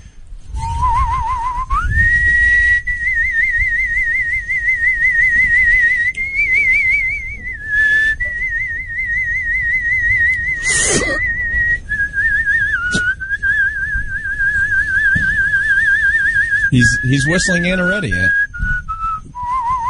That's out. Did you whistle in there? You know something? Wow. God bless you. I didn't even notice that time. I think it was that I was watching the first time. Well, the idea is to be able to keep going, without having to stop for the... Yeah, for the breath. Why can't I do it at all? He can't do it at all. Because you have a light. Oh, God, look at your nothing lips trying so hard. It might be genetic. I don't know. Could be genetic. Yeah. You see, you're blowing too hard. See, stop. Don't blow so When hard. I do it, nothing comes out. My little empty... I have a Down syndrome tongue. Just lolls. Look at his face. Levi, what's up? Levi? There's a There's a theory out that you need to be able to curl your tongue to... See, that's what I was saying that before. And then we just, did something with each other's C's and we forgot about it. Steve, a lot of people want to know what you lubricate your lips with. Oh, is there any special lip care that you need? Soft and supple. Basically, a lip balm helps, and water. Oh, water. Lip balm and water. Who knew? The Levi. recipe of champions. Hey, what's going on? Yes, What's yes. up? Levi. How you guys doing? All right. Hey, I was wondering if this guy knows any of those upbeat classics, like maybe some Flight of the Bumblebee. Wow, that would be rough. You ever try Flight of the Bumblebee? I have, and that's not one of the ones in my repertoire. Yeah, that would be a tough one. However, the Hungarian Rhapsody later on in the piece is very up-tempo. I'll have to listen to that. Yeah, let's go to Well Hung. Well Hung. Hey, Steve, it sounds like it bends more when you're whistling in. A what? It sounds like it bends more when it's whistling in. Like it bends more? Yeah, the notes. Oh, Actually, I got a request for Steve. It's not as quite a pure sound, actually. Ooh. Steve, can you whistle I Feel Pretty and dedicate it to little Jimmy Norton? Well, yes, and actually that's on the CD, on my CD Broadway and Beyond. It? Oh, you got a Broadway and Beyond. I Feel Pretty from West Side Story, of course. There's a medley from West Side Story, and I Feel Pretty is one of the tunes. All right, Steve, are you going to be performing anytime soon? Any performances coming up, Steve? Actually, no. A week or so ago, I sang with the University Glee Club of New York City. The Glee Club. Of which I've been a member for 24 years in Alice Tully Hall a week ago. And next fall, I expect we'll be doing a recital with my wife, because she and I... what does she do? Well, she used to be a professional singer, and right now she uses her armpit. She's she's a lawyer. She's a litigator. Does she do any backup whistling for you? She doesn't whistle. Are you a single act? Do you ever have the harmonies going on with you? Somebody harmonizing whistling or anything? Yeah, that happens. Oh, yeah? That has happened. I just want to know what kind of, what I can expect if I ever go to a performance. Steve, thank you so much for coming down here and enlightening us a bit on whistling. Well, could he leave us with a little more... You want to leave with a little number, a little ditty? Sure, you want to hear... Which one? How about Maria from West Side Story? Maria from West Side Story. Well, I guess we can... You remember that? All right, hold on. Very popular Broadway music, tune. All right, here we go. It's Steve the Whistler. First, you still got the Aurora? I do. You do have the Aurora. I do. That is some sexy pose you got going there, Stephen. Yeah, I thought it was fun. It's all about fun, Anthony. And was that picture taken out on Long Island? No, that picture was taken in Putnam. Really? I thought it was D.C., because if you look under the tire, I think I see Chandra's skull. Look, he's dragging me in to his debauchery. You made him happy. Look, he laughs at me, see? I did enjoy that. There we go. Rubbing a tongue and we all laugh. Okay. Just went there to further herself and live her dream.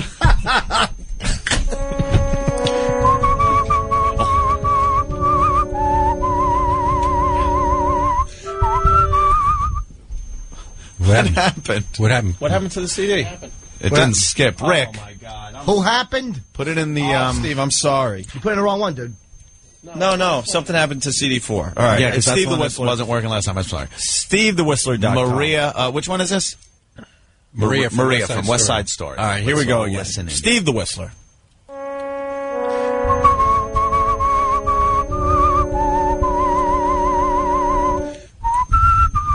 What? Oh, what the hell is going on with the CD Dude, you player? that's the third time you had a problem with it. Clean it. This is the same one that was skipping earlier when we were... Put it in the other one. But take the CD and rub it on... Your helmet. I'll try that. I'll try CD2. Steve the Whistler. I'll look, because I think... Here we go. From West Side Story.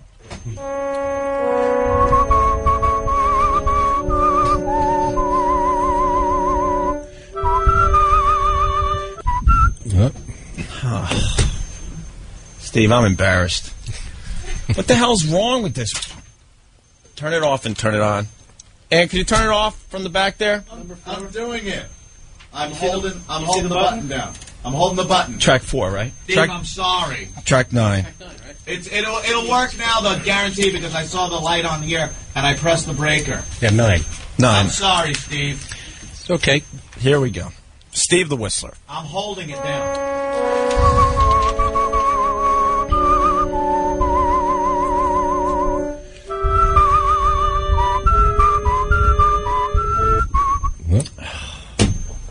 It popped. Dude, it popped. And maybe it's a CD. It popped. Steve, you got not another... the CD, dude, because it was fine before. You played other stuff on the CD. It was fine. Steve, you got another copy of the CD? Did you burn this one yourself, Steve? Yeah, Steve's getting another copy. Oh, Steve, I see the problem. Look at the back of this thing. It's all smudged and stuff. You got some cleaner? I'm back. Steve, you got some cleaner? I don't have any. You got any clear stuff to rub on that? No, here, give it to me. No, give it to me. I'll try to clean it with my shirt. This happens. Make sure you're putting it in the one that I was pressing the button on in the back. All right. Let's try this. Oh, God. Track A, not B. This is embarrassing, and this is not the way to run a goddamn a radio station. I'm sorry, Steve. Steve the Whistler.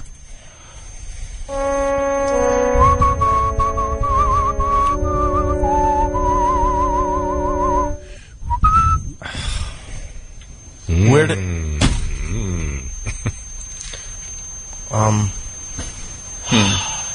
Yeah, I'm embarrassed now. Do you want to try one more time? We don't have to. It's always hitting it. Acting lessons, whistling lessons. I can't believe this. Do you have another copy? I see you looking. Do you have another... Well, not of that particular one, Damn but we can try a different CD Is that with a the one? different kind of thing. All right, let me... Try this song. I want to hear this song. It sounds beautiful, and okay. There seems to be a problem with the CD player. Steve? Not all dollars and cents. What's wrong, Steve? No, I was saying you were playing the Broadway and Beyond CD before, weren't you? I thought I heard. Oh, yeah. No, Yep. But it was skipping. It was skipping. The first track was skipping a little. Is it our equipment? Because then I would really be Flabbergasted. mortified. Let's try mortified. Let's try it again here. All right. One more time.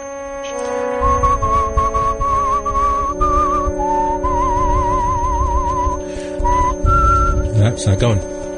Stuck. Oh, Jesus. Dude.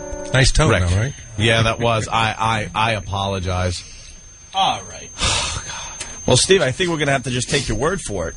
Well, either that or do something a cappella. What do you have? Do you have another CD of music? Yeah. Maybe you could do another tune. Get that one. Can I have this CD? Try 9. Look, I'm gonna. I'll check the button in the back.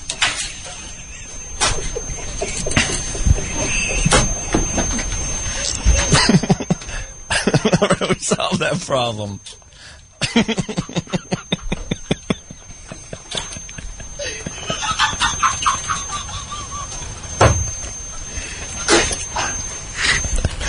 Where did everyone go? What's wrong with you, Ben? Steve, I work with a bunch of lunatics. I'm sorry. I don't know where Anthony went. I don't know where Ben went. Jim, why won't you look at Steve? I have no problem looking at Steve. It's you I don't want to look at. Yeah. All right. Okay, well, if this works, we'll be doing Music of the Night from Phantom of the Opera. Oh, we're doing... Oh, ready? Track 9 there, Steve? Say goodbye to your T-cells, everyone. Steve the Whistler. All right. Sounds like it's working. He's got a website, SteveTheWhistler.com. Yeah. International Grand Champion.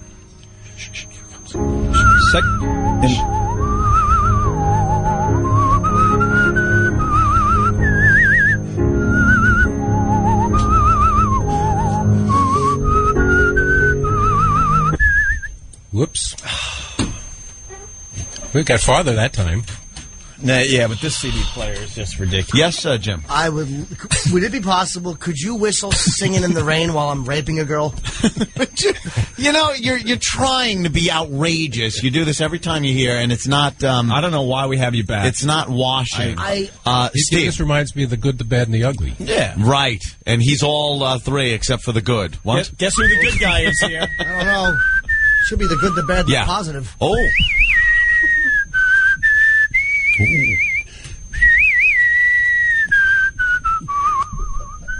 can almost see Clint ride up. No, Steve, you turned your mic off. I did. Yeah. Get on. Son of a... You mean that didn't get on, the good, bad, and the ugly? Part of it did. Oh, my God. Part of it did. Try it again from the top. Did you hit the... Yeah, he hit the mic by mistake.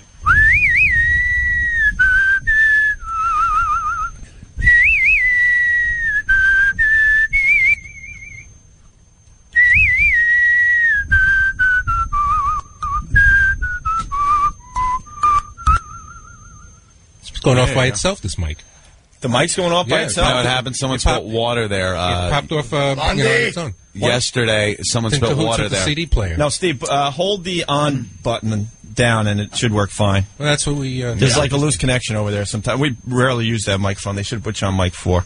Try it again. Did we find another CD with the other song? Not one. It doesn't work? Not one that's not. Great, professional. You guys- Welcome to New York City radio and national syndication. You need a boombox in here. Yeah. See, that would work. Oh, you know why, Ian? It's a CDR. The CDRs don't... The Denon say sometimes. Yeah, the Denon CDRs don't read. We in these we machines have sometimes. one in here that does Yeah, read that. well, these though. are Why old aren't we using Denons, it? and that's Do why. we have a boombox, though? Could it all come in with one on the shoulder?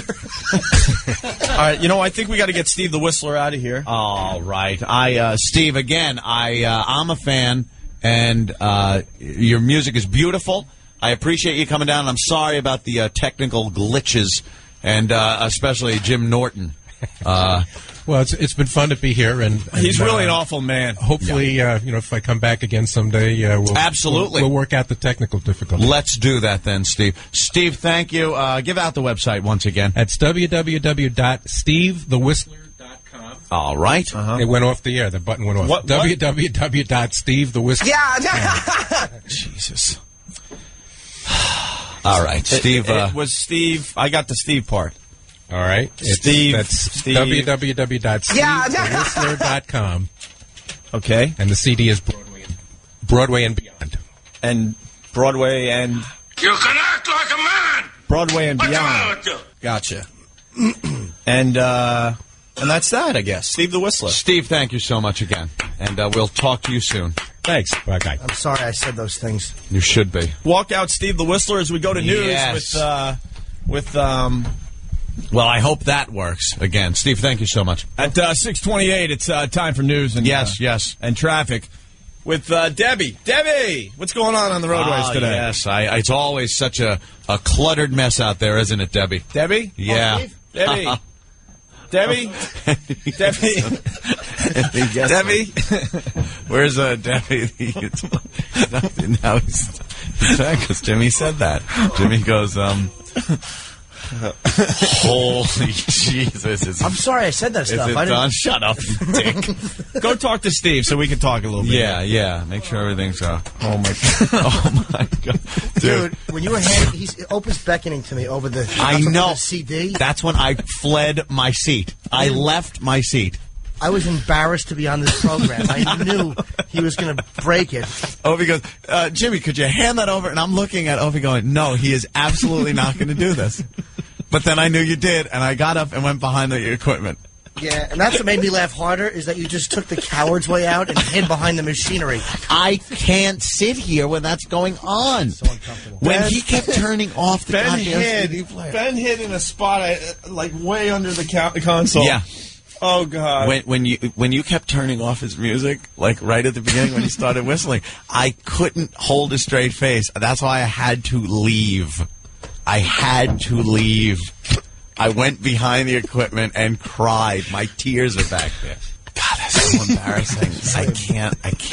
I can't deal with situations No, I'm like that. brutal I with that. freaked The best was Ed in the background with the machines. Yeah, I'm holding the button in. I had to leave the situation. Co-host chortling I behind the had scenes. to leave.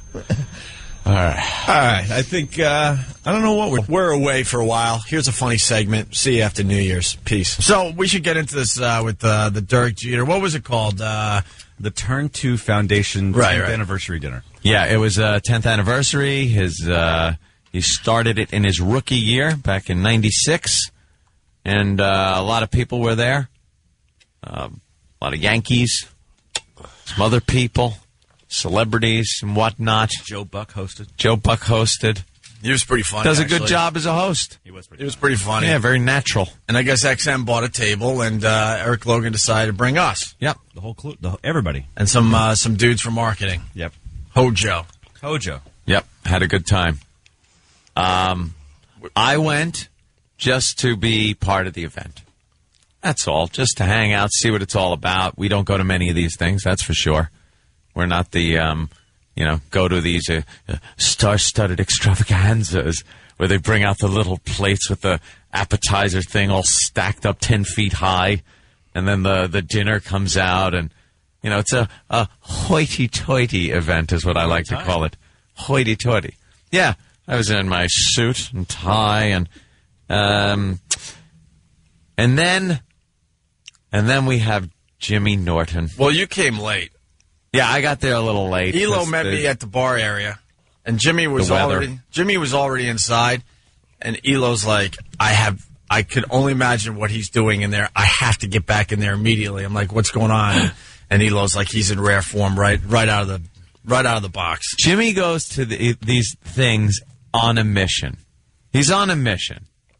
It has nothing to do with enjoying yourself and just having some nice food. It all takes a back seat to the mission at hand. And that mission is to either get photographs with famous people that he does not yet have photographs with, and or to get those photographs signed by the person. Some occasions, yes. Not always. A lot of times I don't need to get the picture signed. But no. Some people first of all, I got to thank Eric, obviously, Elo, and Hojo, right? Hojo is amazing. Everyone has an O name, by the way. Yes. XM. It's mandatory. Yeah, but Cheater has one, too. Dick O. Okay. The first of many. Slur has been thrown out. First of many. I got to explain, too, when Jimmy goes to these things with his camera and stuff, even though they tell you can't bring a camera and they don't want you taking photos. He's got his. He's got his, which is fine. I mean, you can try to work around the rules. I just was like, well, I still don't have a camera because I lost mine at the Comedy Cellar. And I saw some flashes going off from people's cameras, so obviously it was being done. People using their cell phones and stuff. Yeah, it was But being he done. also sets it up where he has to have an assistant. Yeah. I used to be the assistant, but I can't handle it anymore. Too much pressure, right? A lot of people around here have been the Jim Norton picture-taking assistant. I gave up after the Metallica ordeal where we were backstage for an hour and a half, me and Bill Burr and Jimmy, and Bill and I are getting bored and laughing a little too much backstage. It's like, they're going to throw us out. They're going to throw us out before I get my pictures. That was the last day I was Jimmy's assistant. Even though even at that event I bailed, and I think Bill ended up getting the pictures for you. So Roland is the new date, the new picture-taking guy for Jim Norton. Because I mean, Jimmy, he's not going to just hand his camera off to anyone because that person could screw up the shot. He gives you a speech the whole time. Look, if Derek Jeter comes up, what I'm going to do is I'm going to give you the camera. I'm going to check it. I'm going to check it about 100 times, make sure it's set, and make sure, we're in focus, and he explains the whole thing. Yeah. The whole thing. You got one shot. Don't you screw it up. Have to be. It gets to the point. Right. It gets to the point, though, if you're Jimmy's assistant in these situations, you're literally shaking as you take the picture because you know you only have one shot. But don't and you know shake. all hell's going to break loose if you don't do it right. Yeah. Because at one time, hold on, because now I'm getting into this. At Ozfest in Philly, I was his assistant. I was going around getting the pictures, right? Yeah. And I got a picture of Jimmy and Rob Zombie. But it was in front of a glass panel. Yeah. It was a perfect shot, I got to tell you. But the flash from the camera was in the middle of them, but it didn't take away from...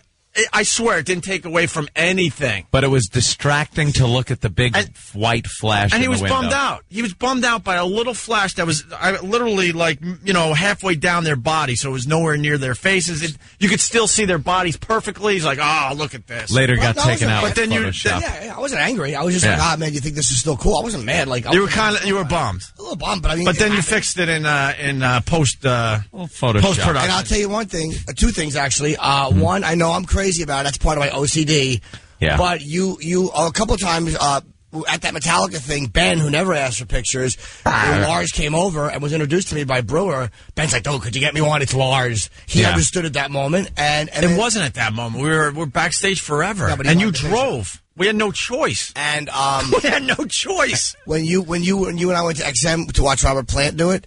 You wanted a picture badly. Oh, absolutely. There are certain. I'll tell you something. But dude, You're right. but that's normal stuff. And there's certain times, yes, you do want to take a picture, but with you, it doesn't matter. It's with everybody. That's the point I'm trying to make. You saw with the plant thing, though. Some guys are really hard to get. Really hard to get. Plant's one of them, and we both got them because it was set up right. I know it's annoying, but sometimes you got to do it. Yeah. And it helped me with Sabbath. All those years of preparation got me hold on, the Jimmy. Sabbath picture. Hold on. Perfect picture. Hold on. In all fairness, you and I got to see Robert Plant. It was Artist Confidential. Yeah. It was me and Jimmy literally in front of Robert Plant, 5 feet away, as he's singing like he's singing in front of girls. It was a little strange. Warming up. He was warming up. He was doing his sound check, and it was just Jimmy and I in the front row, like idiots, with Robert Plant and this huge Robert Plant package. Did it look like he was smuggling grapefruit? And we're like, here's the difference, though. The whole time we were down there for the Robert Plant thing, all you thought about was the picture. Yes. To me, it was like, wow, this is cool. Robert Plant. Hopefully, maybe I'll get a picture. But you were talking to Lee Abrams and everybody else down there over and over again, where it got back to Elo and everybody else that you were just a complete nuisance. Who cares? But that's what I'm getting at. Like the Dirk Jeter thing yesterday. If I got a few pictures here and there, yeah, that would have been cool. Spike Lee was there. I would have liked a picture with Spike Lee. Sure. But it didn't happen, and I didn't really try. Well, that's but what with I you, do. it's all about pictures, and then the actual having fun part is that's nowhere. what's fun to me. I don't like to watch a bunch of ball players go, did you hit 40 home runs? Was it a lot of fun that year? That's not fun for me. Going to the entourage party is not fun for me. I have nothing in common with them. Honest to God. But isn't it fun just to be part of the experience? See, it's fun for me to be part of the experience. I don't drink. But it seems that... I don't drink. I don't fit in with them. None of them know. I'm not even talking about the drinking part of it. Just being at the Entourage premiere, that would have been cool to me. No. But it seems like the photo part isn't fun for you either. That is fun for me. Because it's too much pressure. So that turns out to be not fun for you. When things are set up, and once in a while you can, most times you can't.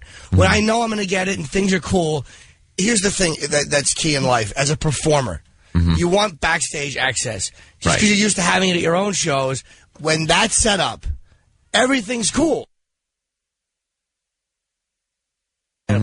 But that, to me, then it doesn't become about the photo thing, because you know that's happening, that's a cool part. But when you got to sneak in there as a fan, and you got to work for it, well, I've learned through trial and error how to do it. It's fun to do. I like doing it.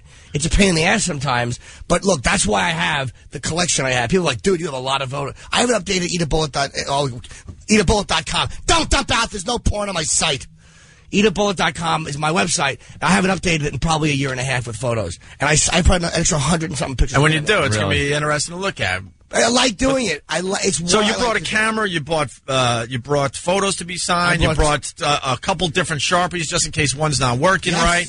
What else? I told you, 2 photos. I have a photo with Jeter, which I got at XM. And again, let me, before you start, thank Eric and thank Hojo. Eric invited us to this dinner and did XM was great. I mean, got us in, got me the access, and I get there, and Hojo hands me, he goes, dude, I hooked you up. He hands me a signed Jeter picture. Yeah. And a signed Jeter ball.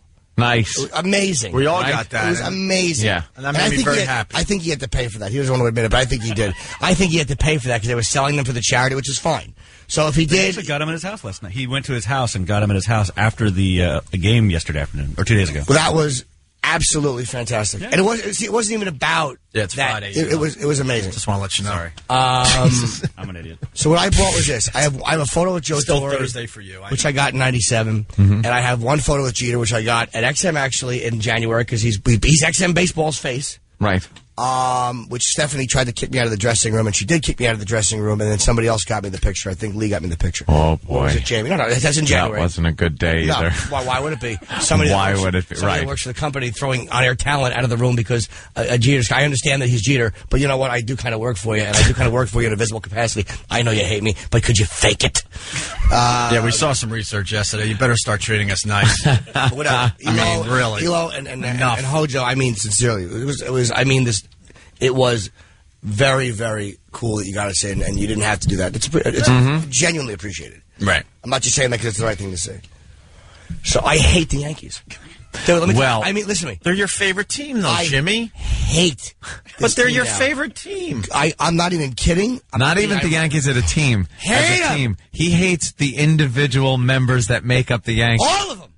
All of them. Please, None of them are nice. Please, when we get back from our long weekend, come in here with the Boston Red Sox cap. Absolutely would love to see Boston smash their faces. You know what?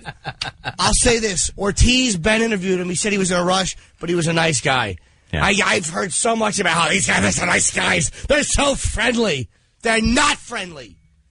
What an arrogant group of asses this whole organization is. Can I tell you? I can't believe I am saying this. Can I tell you what I saw when I got to our table? All right. Jimmy completely miserable. The event started 10 minutes, only 10 minutes in. Roland looked like he was like an abused wife. He was a sweating. wreck. I know. Roland was sweating so bad, and he looked like he was going to have a nervous breakdown. His suit was all in a disarray. His hair was all screwed up. Roland and he was all shaking. Roland's whole job was to be Jimmy's assistant For 10 minutes. as far as trying to get pictures taken. Roland, See, look, he's smiling now. He's freshly showered. He's relaxed. Roland sweats because there's some kind of a weird foreign thing running through his veins. Roland sweats in Antarctica. He can't help himself, and he's good at this, and he's comfortable in these situations. Roland was not nervous. He didn't care. But I did mess up on one picture. The Posada. That was probably my fault though. Yeah. But that Posada? What went through your head when you realized you messed up the picture? I was like, oh, Jesus. I think I messed up. Jimmy ran down to get Jorge. Jorge looked so annoyed at me that I was an idiot that couldn't take a picture. But no, I wasn't mad at him. But he wasn't nervous about it. He knew what he was. He's been around many of these. We got to get through the got him, need him, got him, need him, got him list that Jimmy got last night. All right, we will. So I get to the table. Roland is just a nervous wreck. Jimmy is miserable. You know how he does Frank the Frowner? Yeah. Oh, it was for real. There was no smiles to be had yesterday. And then all I hear him is whispering under his breath, I hate my life and I should just kill myself. Because I'm not a player. And I've always known I'm not a player. I'm not a force in this business. But you're on the road to Playerville. I'm an unrecognizable nothing. Wait, Anthony, I memorized all of them. Who am I kidding? I'm nobody. I just started thinking I might be somebody. I obviously am nobody. I'm going nowhere in this business. I hate my life. I hate myself. I should just kill myself. When you saw me, here's what happened. I brought my signed Jeter, a picture with Jeter, and a picture with Torrey. They're selling things here for charity. Wait, they don't want you bringing baseballs and Yankee calendars to get signed. It's about a charity. And half of these scumbag memorabilia people ask you to sign things. They sell on eBay. Yep. Or they go rip people off with them. And I understand the players don't want to be bothered. They don't want to be signing that kind of crap. Understandable. This was a photo of me and him. So I walk down. I walk in. Jeter is actually taking pictures for charity and for money. All the money goes to charity. I have a picture with him. I said, let me see if I can get him to sign it. He walks out. The security is going, get back. Let it be known Jimmy went early because Jimmy knows how to get pictures done, by the way. He's the expert. So, like, the average schmo would get there when they tell you to get there. He gets there a little early knowing that they're going to be arriving themselves. Instinctively, I know you have to do this. So I have the marker out and my picture. I'm like, let me just ask him when he comes out. So I'm holding it out. Dude, it couldn't have been easier. He walks up, and I'm like, could you sign this picture of us? And he goes, sorry, buddy, I got to do an interview. And he pats me on the shoulder. I'm annoyed, but I understand. Okay, you got to do it. But the first time I met Ozzy, he goes, I said, hey, man, could you sign these? I can't, man, I got this TV thing. And he walked by me. And then when I met him 15 minutes later, I go, could you sign this? He goes, sure, man. You know why? Because Ozzy is not a liar. He's real. He's not a phony. That's why. Yeah. And then now what happened after that? Well, 30 seconds after this, some broad calls him over, and of course he stops to talk to the broad, because they're the ones that are buying your jerseys, right, stupid? The chicks. Well, the chicks do buy the pink Yankee. Yeah, I know they do. They're the ones that knew who you were when you were still in AAA ball. Those are the ones that liked you when you were a rookie. Those are the ones that know that you're number 2. Jackass. They Those say are the ones, he's got the chicks. They say he's got nice buns. They don't know if it's you or Tino from the back, stupid. So anyway, he walks over to talk to these broads, and then Mr. I'm in a rush for an interview. They hustle him in the back for another picture with chicks. Oh, boy. Wow. Thought you had an interview to do. Yeah. Oh, I get it. I'm just a jerk off standing there waiting for a picture to be signed. Yeah. I get it. So that's why I was annoyed when you saw me. Yeah. That's why, because it was phony, and I knew it was phony, and I saw in his face. Look, I am maybe 1/1000th the fame he is. But I have stood and signed 400 or 500 autographs after a theater show. Yeah. I've had those occasions where it's been annoying, and I've had to sign. Never have I turned down a fan with a picture of them. I've never turned down a fan to begin with. Never with a picture of me and that person. Mm-hmm. You know it's not going anywhere. Okay, he didn't want to sign it. And Roland, you saw it. He didn't want to do it. It wasn't, I'm in a rush. There's a camera. I got to go. It was, he didn't want to do it. So I go back to the table, and believe me, there's more. And that's why I was annoyed when you first saw me. And I know a lot of the fans are going to kill me today. He's complaining. I don't care. No, this is a I great don't rant. care. This was what made the event so interesting. Now, I came in, I guess about this time. I was late. You were way late. I was you way missed late. most of the action with him. Because I was livid myself. You missed downpour, trying to get a cab in New York City with Elo calling like every 15 minutes or so. Where are you? Hey, where are you? Just sitting behind a Savage, trying to get down a Broadway like a half a mile, not even, and it took at least 45 minutes to get maybe 10 blocks because of the rain and the pedestrians and just people. Oh, so finally got there. When I sat down, I looked over at Ope. Ope turned around, smiled. Hey, what's up? What's up? Jimmy was sitting there like hunched over, mumbling to himself. I don't think I've ever had more fun hanging out with Jimmy, by the way, and because he was so miserable. I get into that like you wouldn't believe. When you saw me, the first time Ope saw me, I was right after that happened, and Roland saw it too. Roland understands what I'm talking about. The difference between I'm not an idiot. I understand I don't know how much XM paid for this table. It was $20,000. Okay, so you know that me being for one there, table, there was a $20,000 investment that I was involved with somehow. It was the generosity of XM, but you know that I was there for some reason, and it was not could you sign this ball, DJ. It was a picture of you and me. And you know what? When the first time I met him at XM, I didn't care for him that much. He took the picture with me. He didn't want to. I believe I've signed enough autographs. Sorry, I don't have 34 Ds, stupid. I just have B cups. Can we take a break and then we'll get into part 2? I hate the rest of the team too. We'll get into... None of you are nice guys. One of you is a nice guy. Oh, what? One of you. Find out who after Anthony, this break. This is what you missed. Just before you arrived, Jimmy is livid, right? Uh-huh. But all of a sudden, Jim Laritz, I always say his name wrong, Laritz.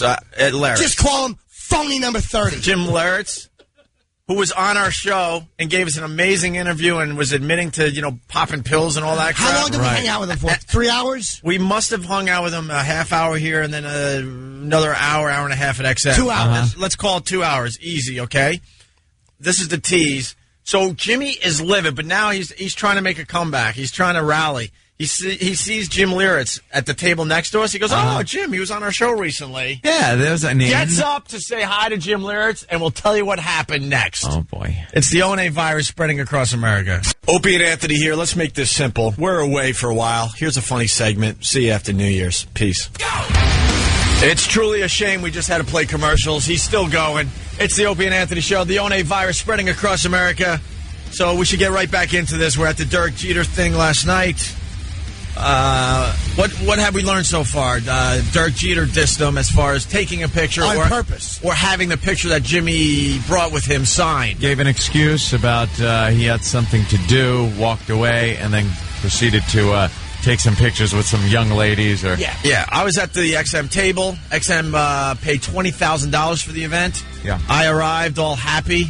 And I got even happier when I saw how miserable Jimmy was. You're terrible. Usually when someone is miserable, it brings you down. Yeah. I was giggling like a little girl, I got to be honest with you.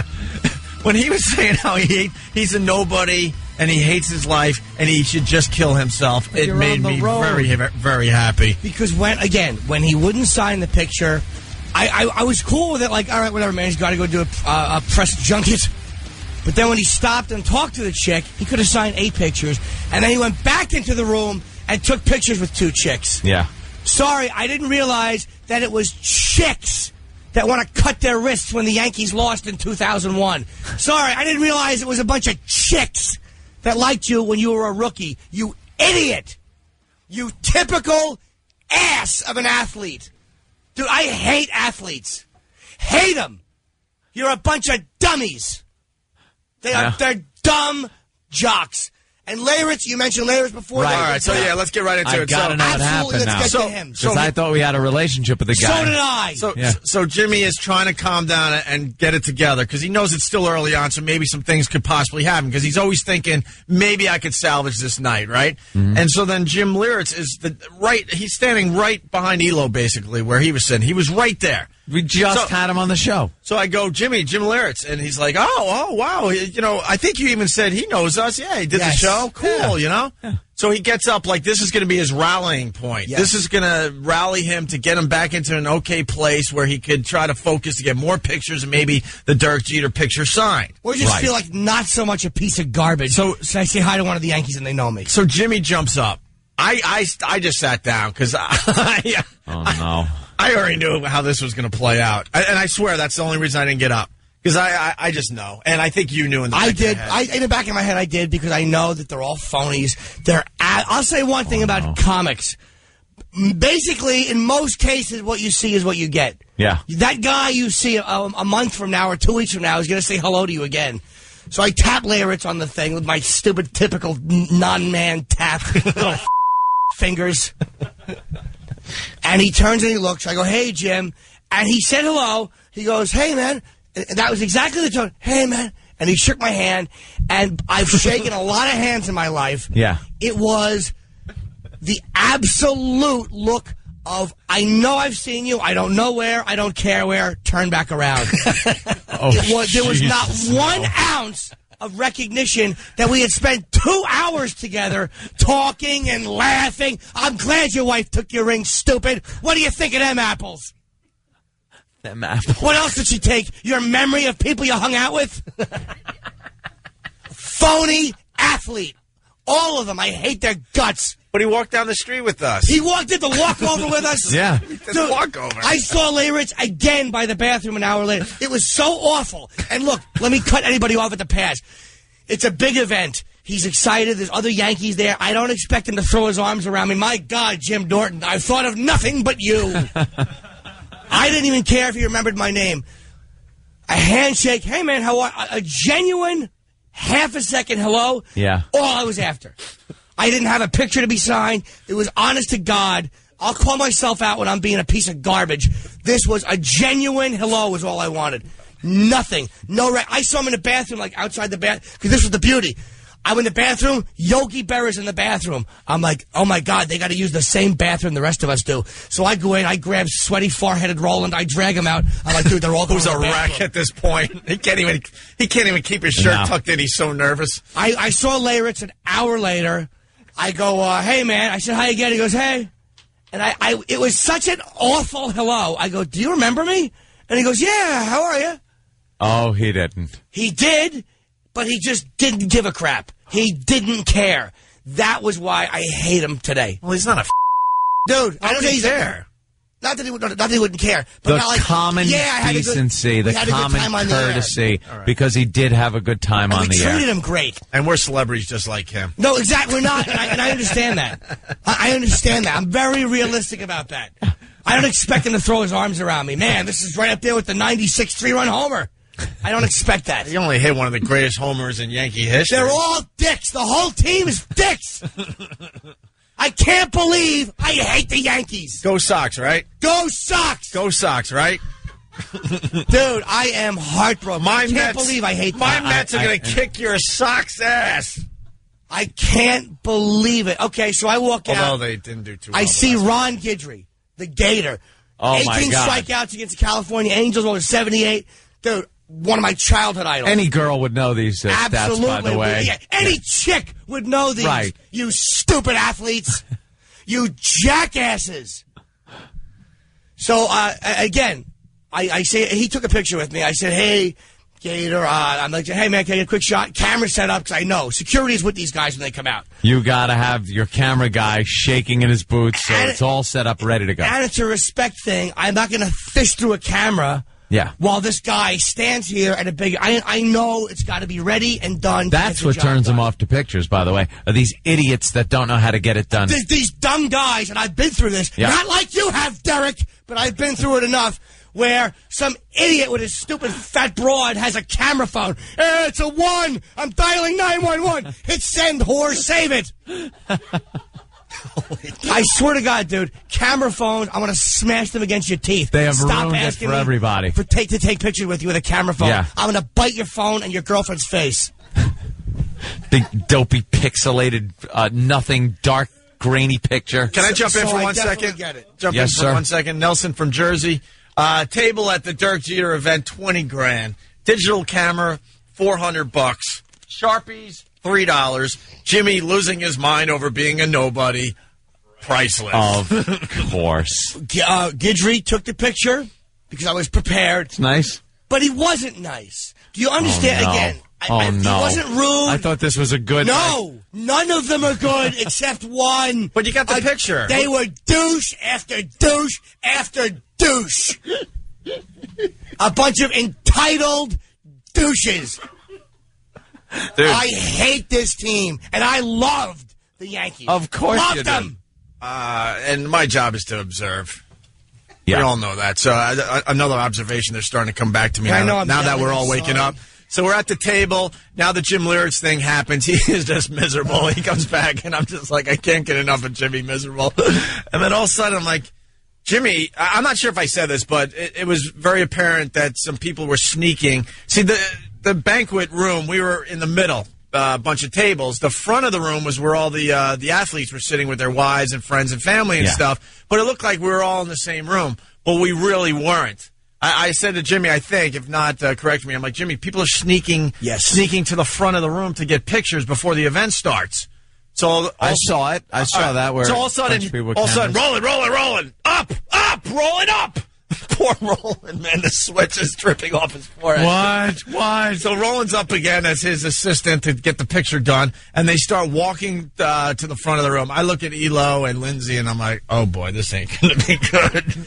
Well, they got it cut off at the pass. Security is in every little table aisle. No. They have a big security guard, so you can't go where the gods are sitting. 20,000 a table. You can't mingle with the gods. You know, the guys that are taller than you and treat you like garbage in high school with the jocks. You can't mingle with the gods because they're going to eat better food than we're getting, I'm sure. But, you know, I can almost understand that because half of these mooks would walk up with a ball while a guy is eating. Could you say this? And get with gravy on. I can understand them wanting some privacy with their families and their... It was annoying, but I can understand that. Again, I am not unrealistic. I'm not a dummy. I understand these guys are bothered all the time. Guidry, back to Guidry, took the picture, didn't want to. The most insincere, yeah, thank you. Yeah, beat it, stupid. You haven't thrown a pitch in 20 years. You're lucky I'm saying hello to you. I just shot an HBO special. Why don't you die? He took the picture, but you could tell. Nothing to do with it. What did the picture come out like? Did he look like he doesn't want to be there? No, of course not. But they all know when to put their teeth on. But Jimmy, they all know when to smile. But Jimmy, how does this play on your head? You want like an exchange of numbers, and you're fast forwarding, and there you are having lunch with Ron Guidry? Absolutely not. Just a thank you from one human being to another. Look, I've met enough fans. I've met enough fans where I know the difference between an annoying fan and a guy just getting a quick shot. Now, I got to get into your head a little bit. Is that Guidry picture now tainted to you? No. I got the picture. He did take it. Whatever. I'm just saying, when you see it as a whole picture with all of these guys, you just realize they're dicks. They're dicks. Go Athletes, Go Sox, dicks. right, Jimmy? Go Sox. Back at Dane Cook Show, there was 3 of them backstage at the Dane Cook Show. Yeah. A quick hello, and again, I know it was backstage, not a baseball event. They were very friendly. Ben Ortiz, he said he was friendly. Whatever. I mean, I'm sure some of them are jerks too. I'm sure they all are. All athletes are. They all are. They don't make their living with their personalities. That's why they don't mix well. And I know the fans deserve to be crapped on once in a while because they're awful. That's why I set it up properly. Because I know it annoys me, and I know it's not going to annoy me. So Guidry, You know who the greatest one was? And I'll never badmouth him again. Here it is. Who? Jason Giambi.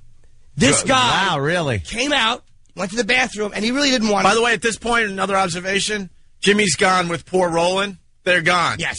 And then I find out later that Jimmy decided to camp out outside the men's room to get to his pictures. Best place to just completely get your camped out. photos. It was. Like I felt like Robert Reed. I was just hanging outside the men's room, and the bathroom, anxiously waiting. For and the men. bathroom wasn't in a place where it would be normal to just hang outside the men's room. It was in a very awkward, like nowhere's land type of area. But every time you saw security, see, this was the beauty of it. You'd see a black guy with and the security guys were actually, they were doing their jobs. They were okay. I mean, look, they got a job to do. They don't want some dummy with a camera phone. Wait, hey, could you stop? That time you had 8 runs down. Right.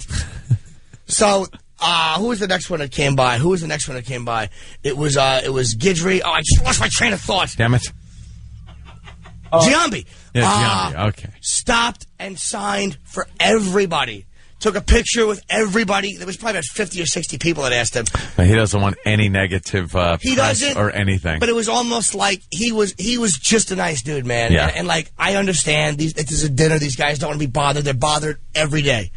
But he was just pleasant. Did you say, hey, Giambino? Giambino! No, I didn't say that. I just said, hey, man, I'm friends with Brody Stevens and Yoshi because he knows. But he went, hey, okay. He like didn't care, but he took the picture anyway. Nice guy. Yeah. I was very impressed. I'll never badmouth him again because he wasn't a douche to the fans. I mean, I know that all fans are burdens unless we're mediocre-looking women. I understand that because, again, you're right. Those are the ones that care when you lose. Yeah. Those are the ones that can tell you what games were won and lost in the 2001 World Series, Derek. It's the chick you took the picture with when you blew me off the first time and after you blew me off again.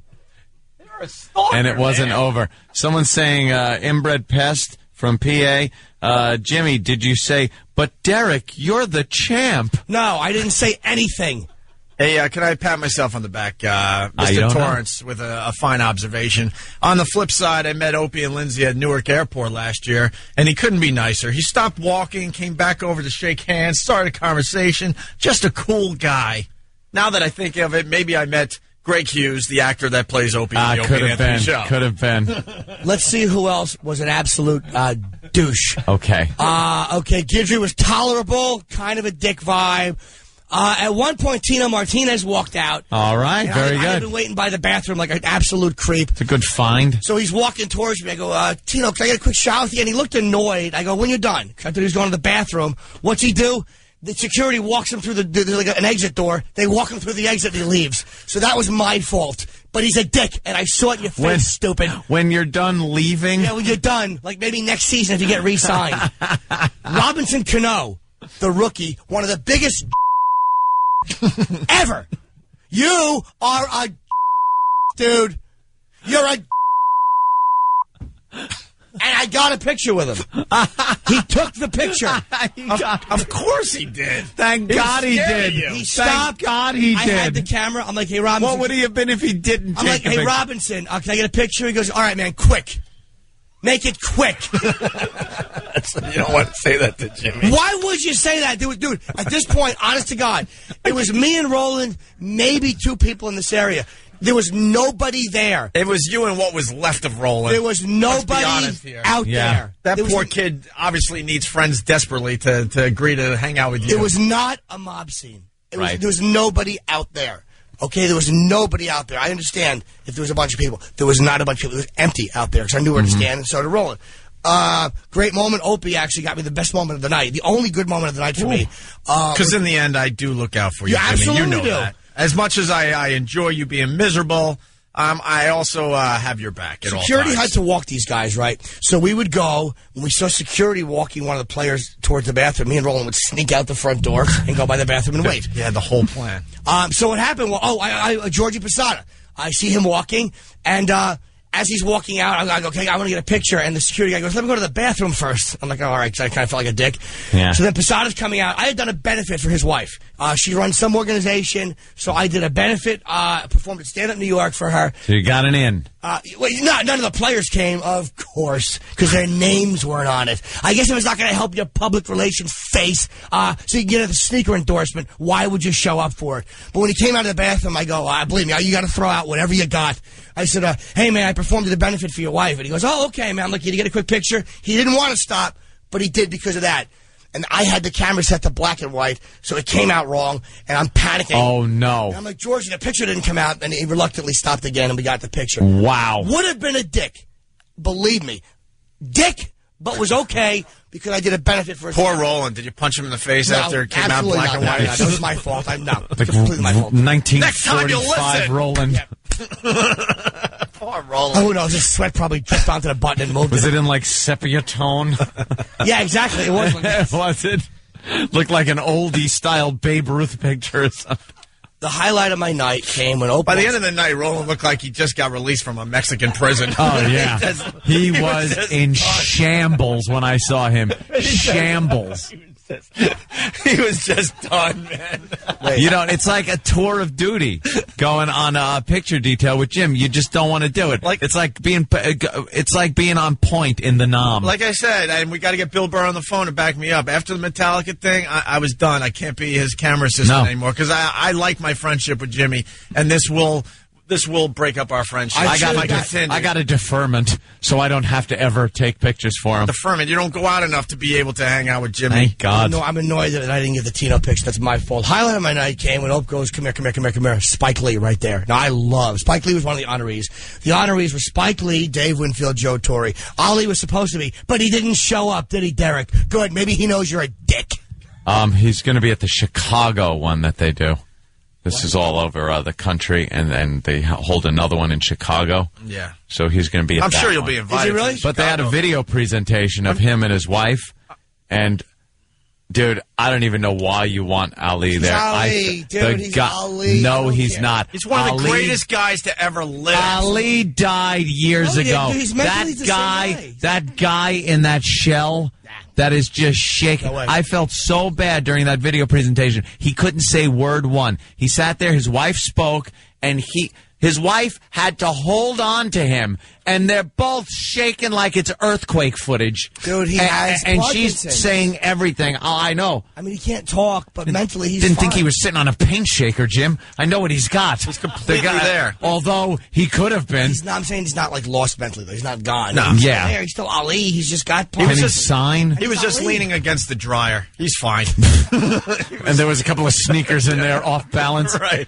The greatest athlete ever. The guy he probably would have said like, Jimmy, I'll be right back, and just left. You're talking about the greatest athlete ever. The greatest. Don't even mention Babe Ruth, Tiger Woods, Michael Jordan. I'll agree. Greatest athlete ever. Wait, so Spike Lee is walking by. Thank you. And Opie goes, Spike Lee. So I walk over to Spike. And I always try to have my moment again. Failure. Just an unrecognizable nothing. And he's with his kid, but he's in the middle of the audience. Do you So have I a go, Spike in? Yeah. Hi, Oh. Spike. Oh. I'm a white guy who can name more than just do the right thing. That's an in. I meant it, too. I told him I thought you were robbed with X in the Oscars. I told him that, and he's like, thank you. And I just got a quick picture. He wasn't friendly or unfriendly. He was indifferent. But he's pretty much what I expected him to be. Like, Yeah. He wasn't rude, nor was he polite. All right. If I met Spike Lee, he'd be a little bit nicer. But again, an event like that, you got your kid with you. You don't want to be okay. I get it. So he took the picture, and I saw him later. I said goodnight. He said goodnight. It was brief, and that was that. Yeah. The highlight of the night comes when we see Derek being walked out, and I know where he's going. He's going to the bathroom. Wait, is this the end of the night? This is as we're coming up. Is to this attempt number 3, by the way? 2. All right, hold on. Attempt 2. Okay. Attempt 2. Do we want to continue with this? Of course Raise the we do. hands. Because we got to Stop take it. a break. Raise the hands. Damn breaks. Because we have to get into the auction part. Well, I want to hear about all the crap that went on though with the signatures. Yeah, and then we'll get to the auction. And then part. the auction part, because at one point the entire place turned around and looked at Jimmy. Yeah. And we'll tell you what They happened wanted with that. to kill him. And we'll tell you how it ended with the Derek Jeter thing. Yeah. All right, it's the the virus. gift basket. It's the gift basket. Oh no. Oh, the gift basket. A lot of gifts. Did you open it up when you got home and sort through the goods? What the hell? It's the day before a long weekend. We'll continue with this because it's way too good. We do have other things we really want to get to today. We'll see. It's the ONA virus spreading across America. We'll wrap up with Jimmy And hey, look, if you're getting impatient listening to it, turn something else on. I don't know what to tell you. No, I don't think they are. No. To be honest with you, the phones Are you kidding? have never been hotter. The instant feedback, it can't even update fast enough with everyone's comments. Most people with you, by the way, Jimmy. Most people with you. I don't care. I've never blown off a fan in my life. Go Sox, right?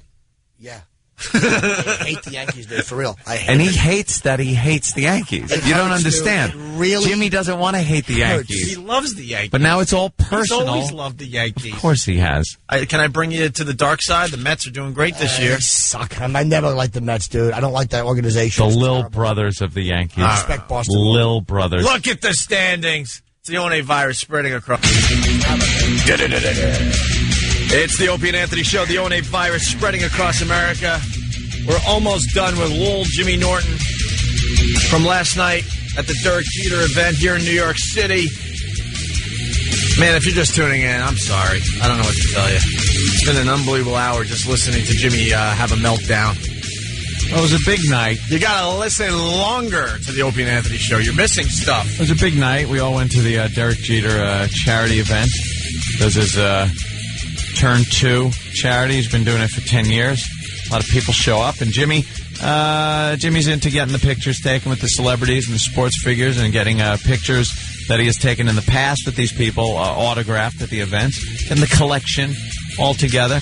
And a lot of times he gets blown off, and it gets him pissed off to a point of pissed off that none of us can really relate to. It's someone came in. It's like Death Wish pissed off. A group came in, maybe raped and killed your daughter, sent her to a mental institution, killed your wife, something like that. That type of pissed off. Paul Kersey pissed. This brings him back to something that we don't know about yet. It's just a confirmation of just what a nothing I am. And I'm serious. That's exactly what it is. But you're on the road from nothing to kind of know Yaville. Yeah, exactly. You're on an HBO show. Exactly. And nobody cares. You were and just Adam at Buckman Tower in the Records. Post dropped dead. I read what you wrote today. I'd like to bite your face, too, if you were here right now. Wait, what did he do to you? Just wrote that Lucky Louie has succeeded in nothing more than being vulgar. Sorry, we use dirty language. Scumbag, Puritan Post writer. I hate the New York Post. You know, I'm with you there. John Manelli wrote an article on this Why show. would they publish it? And they didn't even publish it. No. John Manelli listens every day. I love you, bro, but I'm done with your paper. I'm done with your stinks. paper. We could still be friends. We could talk here and there, but as far as doing interviews with you or anyone else at the Post, we're done with them. They wrote he wrote a really nice article. He sent it to me. It was about the ratings and how we're having this massive comeback in radio. It's one of the biggest radio stories ever. And what do they do as far as the radio section goes? What was their big story today? I don't even know. Don't even know? I don't even know. And then Manelli said, it's going to be in the back section, which is a great part of the paper. It's near the TV stuff, the place where most people go when they're reading the New York Post. And then I wrote him, said, what's going on with the article? He goes, well, now I think it's going to be in the business section on Tuesday. And Tuesday, obviously, is 3 days ago at this point, and there's no sign of this article because someone at the Post just hates our guts, I'm sure and they're Howard fans and all that BS. Well, when they print Dopey Opie and Pervy Pal, I want to get their names. I just want to start giving out their names on the air. We don't need the New York Post to be successful. So, John, I'm sorry to say we're done with the paper you work for. Done with them. But anyway, go ahead, Jimmy. I gotta know what happened. Back to douche. At the event, I've already mentioned, we've covered a lot of ground. Jeter has been walking towards the bathroom. Mm-hmm. He's got 4 security guards with him. This is your second attempt to get your picture signed. All I don't want it personalized. Just Derek and Jeter on a picture of me and him. Mm-hmm. That's it. So I stand outside the bathroom. One of the massive security guards I know from Caroline's, he was a guy there. He's a nice dude. Oh, there's an in. He goes, hey, Jim. Well, he couldn't do anything, but I knew he wouldn't push me away. Uh-huh. So Derek walks out. Dude, I have my picture, the pen ready. I have the pen open. And the cap isn't even on it. It's in grab it and sign position. It could take probably under a second. Where's Roland? Can Roland come in? Because he saw... He's barely standing up what at happened. this point. He saw what happened. Derek walks out. I even said, just in case he didn't see it was a picture of me and him. Hey, man, could you sign this picture of me and you? And he goes, not now, man. I'll do it later. Oh, the old later gag. And I knew that he purposely looked at my face, didn't like me, and kept going. I knew, and Roland, you saw it. Yeah, he had this look when he saw Jimmy. He was like, not again. He just, oh boy, he didn't want to sign it. He didn't want to sign it. And I don't want to hear, well, it was a charity event. He was only signing things that were paid for. Because if that was the truth, then at the end of the night, I walked up to the stage like all the other fans. All the Yankees are on stage. I have a picture with Joe Torre. Joe is getting mobbed, so he goes on the stage. So here's what my strategy is. I stand there with my picture out and the pen with Joe. He can look and see it's a picture of me and him. Torre recognized that it was a picture of us, walks over to the end of the stage, and he signs it for me. Oh, nice. Nice guy. So you got Joe Torre to sign Got the picture. Joe Torre to sign it. All right. Jeter, I stood there anyway. Attempt number 3. 5 times. Looked over and did as soon as I looked, eye contact, look away. This guy has something going on with him. Dude, you're a goddamn phony. You try to come off like you're this great guy. You're not a great guy. You're a bum. You're the greatest Yankee shortstop in history. First ballot Hall of Famer. They were going to retire your number. No one is saying you're not the best shortstop in the history of the franchise. You are. You really are. But what a jerk-off you are. And I saw it in your face. I've signed enough autographs to know the difference. You are a phony. An absolute goddamn phony. And as he's walking off the stage, dude, the guy's a superstar. He's getting mobbed. I get it. I get it. He sees my picture 5 times, won't sign it. Some dumb chick wants a... What did she say? Oh, boy. She said, can't I have your picture so I can put up the next day at work for a screensaver. That's what she said. Can I have your picture so I can put it up the next day for my screensaver? And he stops for her. And picked her up on stage. He stopped. He stops Oh, for her. my God. Everybody rushes the stage. Security blocks it. Derek starts to move because it's going to be crazy. Derek stops again and has her come over so he can take the picture with her. So again, if it's only about signing things for charity, then he never would have taken that picture, which he was also charging for. So sorry again, I'm not a chick. I'm sure in 2001, when the Yankees lost 2, then won 3, and then lost 2, she was as depressed as I am. I'm sure after they won 3 and then dropped 4 straight to Boston, she was as bummed out as I was. But remember, he signed her pocketbook, too. Oh, did he sign the pocketbook, too? It wasn't even a card. That's exactly what you are as an athlete. You're a goddamn phony as an athlete. That's exactly what you are. I can't tell you how much I hate this guy now. Do you, Wait, you hate who? Jeter. And the stars showed up in Times Square last night to support Derek Jeter and his Turn 2 Foundation. This helps kids turn away from drugs. Fox 5's Lisa Evers has all the action from the annual fundraising dinner at the Marriott Marquis. 10 years later, it's a decade of hits for Derek Jeter and his Turn 2 Foundation. Some sports world heavy hitters came out to honor the Yankee superstar for his good deeds. It's gotten bigger and better than we ever imagined. Jeter has it. Starting his foundation 10 years ago in a hotel room with his father. Now we can look back on all he's accomplished, raising millions of dollars to help thousands of kids in need. Your host, the captain, number 2, Derek Jeter. So what we try to do is help out as much as we can. You know, we had support with our after-school programs. And could you please display a personality? Unfortunately, we've been able to touch a lot of kids' lives. He should be an operator for a living. And look, God bless him. He's doing charity work. And in fairness, his father was walking around. Seems like the nicest guy on earth, Jeter's father. Sorry, Mr. Jeter, your son is an entitled dick. Wasn't he signing pictures for charity, though? Could you, give him a couple $100 and he would sign a picture? Yeah, or you could have gotten the picture signed. And again, that's a charity thing, no problem. But when I saw what he did with that girl at the end, when he called her up, stopped, I didn't know he signed her purse, but she said, I want a picture for a screensaver. Maybe that's the line you understand what I'm use. saying? That any guy that's ever been blown off by one of these scumbag athletes, that's why I hate them. I hate them for that. I have never blown off a fan, dude. I'm sorry I'm yelling so much. It's not, whatever. I hear it in your I've voice never now. done it. You got sets to do this weekend, Jimmy. You got to relax. Never refused. And then the auction. Oh, and the gift bag. What a lovely. And the auction sucked. What was the one they auctioned off? Hey, winner, you could train with Derek's trainer, and you could have his cook for you. Can I really? What's that? Gonna show up at my house and show me how to make French toast?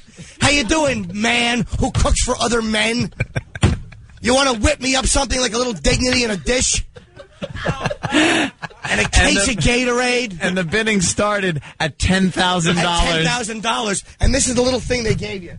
Wait. As the bidding was going on, the room went silent as they're trying to, get an extra grand out of the prize or whatever. Because everyone was shocked that it started at $10,000. Yeah. It was virtually nothing that they were giving away. Jimmy they were couldn't- giving away like swag that you would get anywhere. And Jimmy couldn't help himself. It was dead silent in the room. There was easily a few hundred people there, maybe close to 1,000. Who knows? Yeah. And all of a sudden you hear Jimmy loud as day go, clear as day go, can you throw in a Diet Coke? A Diet Coke.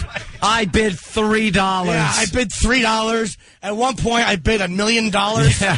No, $3 million. I bid $3 million. He holds up his sign and goes, $3 million. And people turn around like horrified looking at him. That sucks. He's so pissed off. A case of Gatorade. For what? He's bidding $3 million on 10 grand something. to work out with that that cooks for you? The guy on TV? Why don't you drop dead? Julia Childs will come over and give you a happy ending. Drop dead. Your gift basket sucked. Oh, he's breaking his auction. Hey, that's my paddle. bid. Hey, that's my bid. Yeah, good. Let's see the gift basket. Here's the gift basket. Let's see the bag of goodies you got at the end of the night. This is what you got for Yeah, your, the little bat. This your will come in handy. $20,000 table. Wow, look at this. Dr. Joan Fallon, the voice of the Yankee fans. Boy.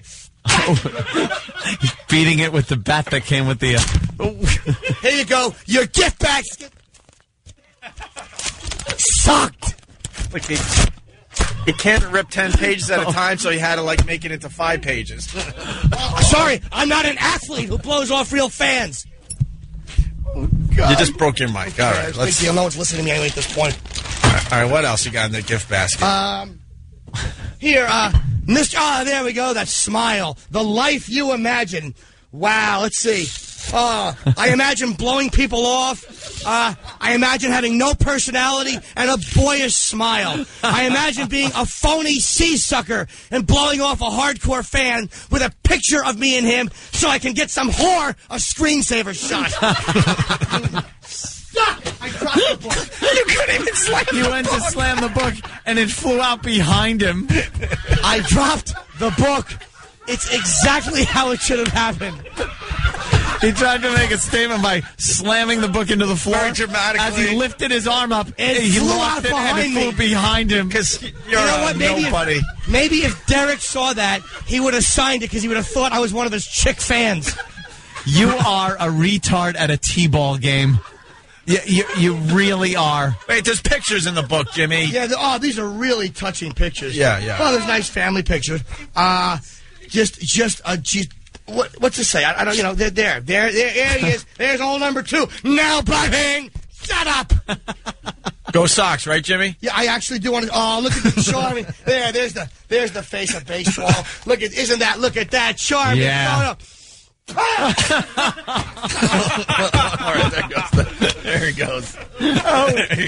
Wow, look at... Whoa! Oh, no. The Derek Jeter Turn 2 Foundation dinner. Oh, it is high, it is far. You suck. He just broke the trophy. I broke the trophy. But you could have put that on your trophy shelf. Yeah, I could have, right? But what behind what? Behind what? Here, it's a card. Can you kick that over, Sam, with your stupid feet? Hey, Sam's a nice guy. Leave Sam alone. Yeah, I'm sure Sam would love Jeter. They have something in common. Let's. Here it is. It's the June 2006 10th anniversary. It's the cheapest trophy I've ever seen in my life. It's a piece of plastic around a baseball card, and there's a stand on it, and it's crap like everything else. And then, what else was in the gift bag? CD. I wonder what it is. It's probably just a bunch of people going, Derek's so nice. I met Derek once. He was really nice. A bunch of girls going, he signed something for me because I'm a screensaver. Bye. Everything, thank God, the gift basket. Dude, the gift basket. Soap. They give you sporty soap. So what, so you can clean your face as you're crying because one of your idols shot you down to sign something? So I can wipe off my back, which feels more masculine than the way you treated me? You douche. Will one person who knows him tells him, you're a phony, and I saw it in your face. You are a phony. That's who you are. Oh, there goes the soap.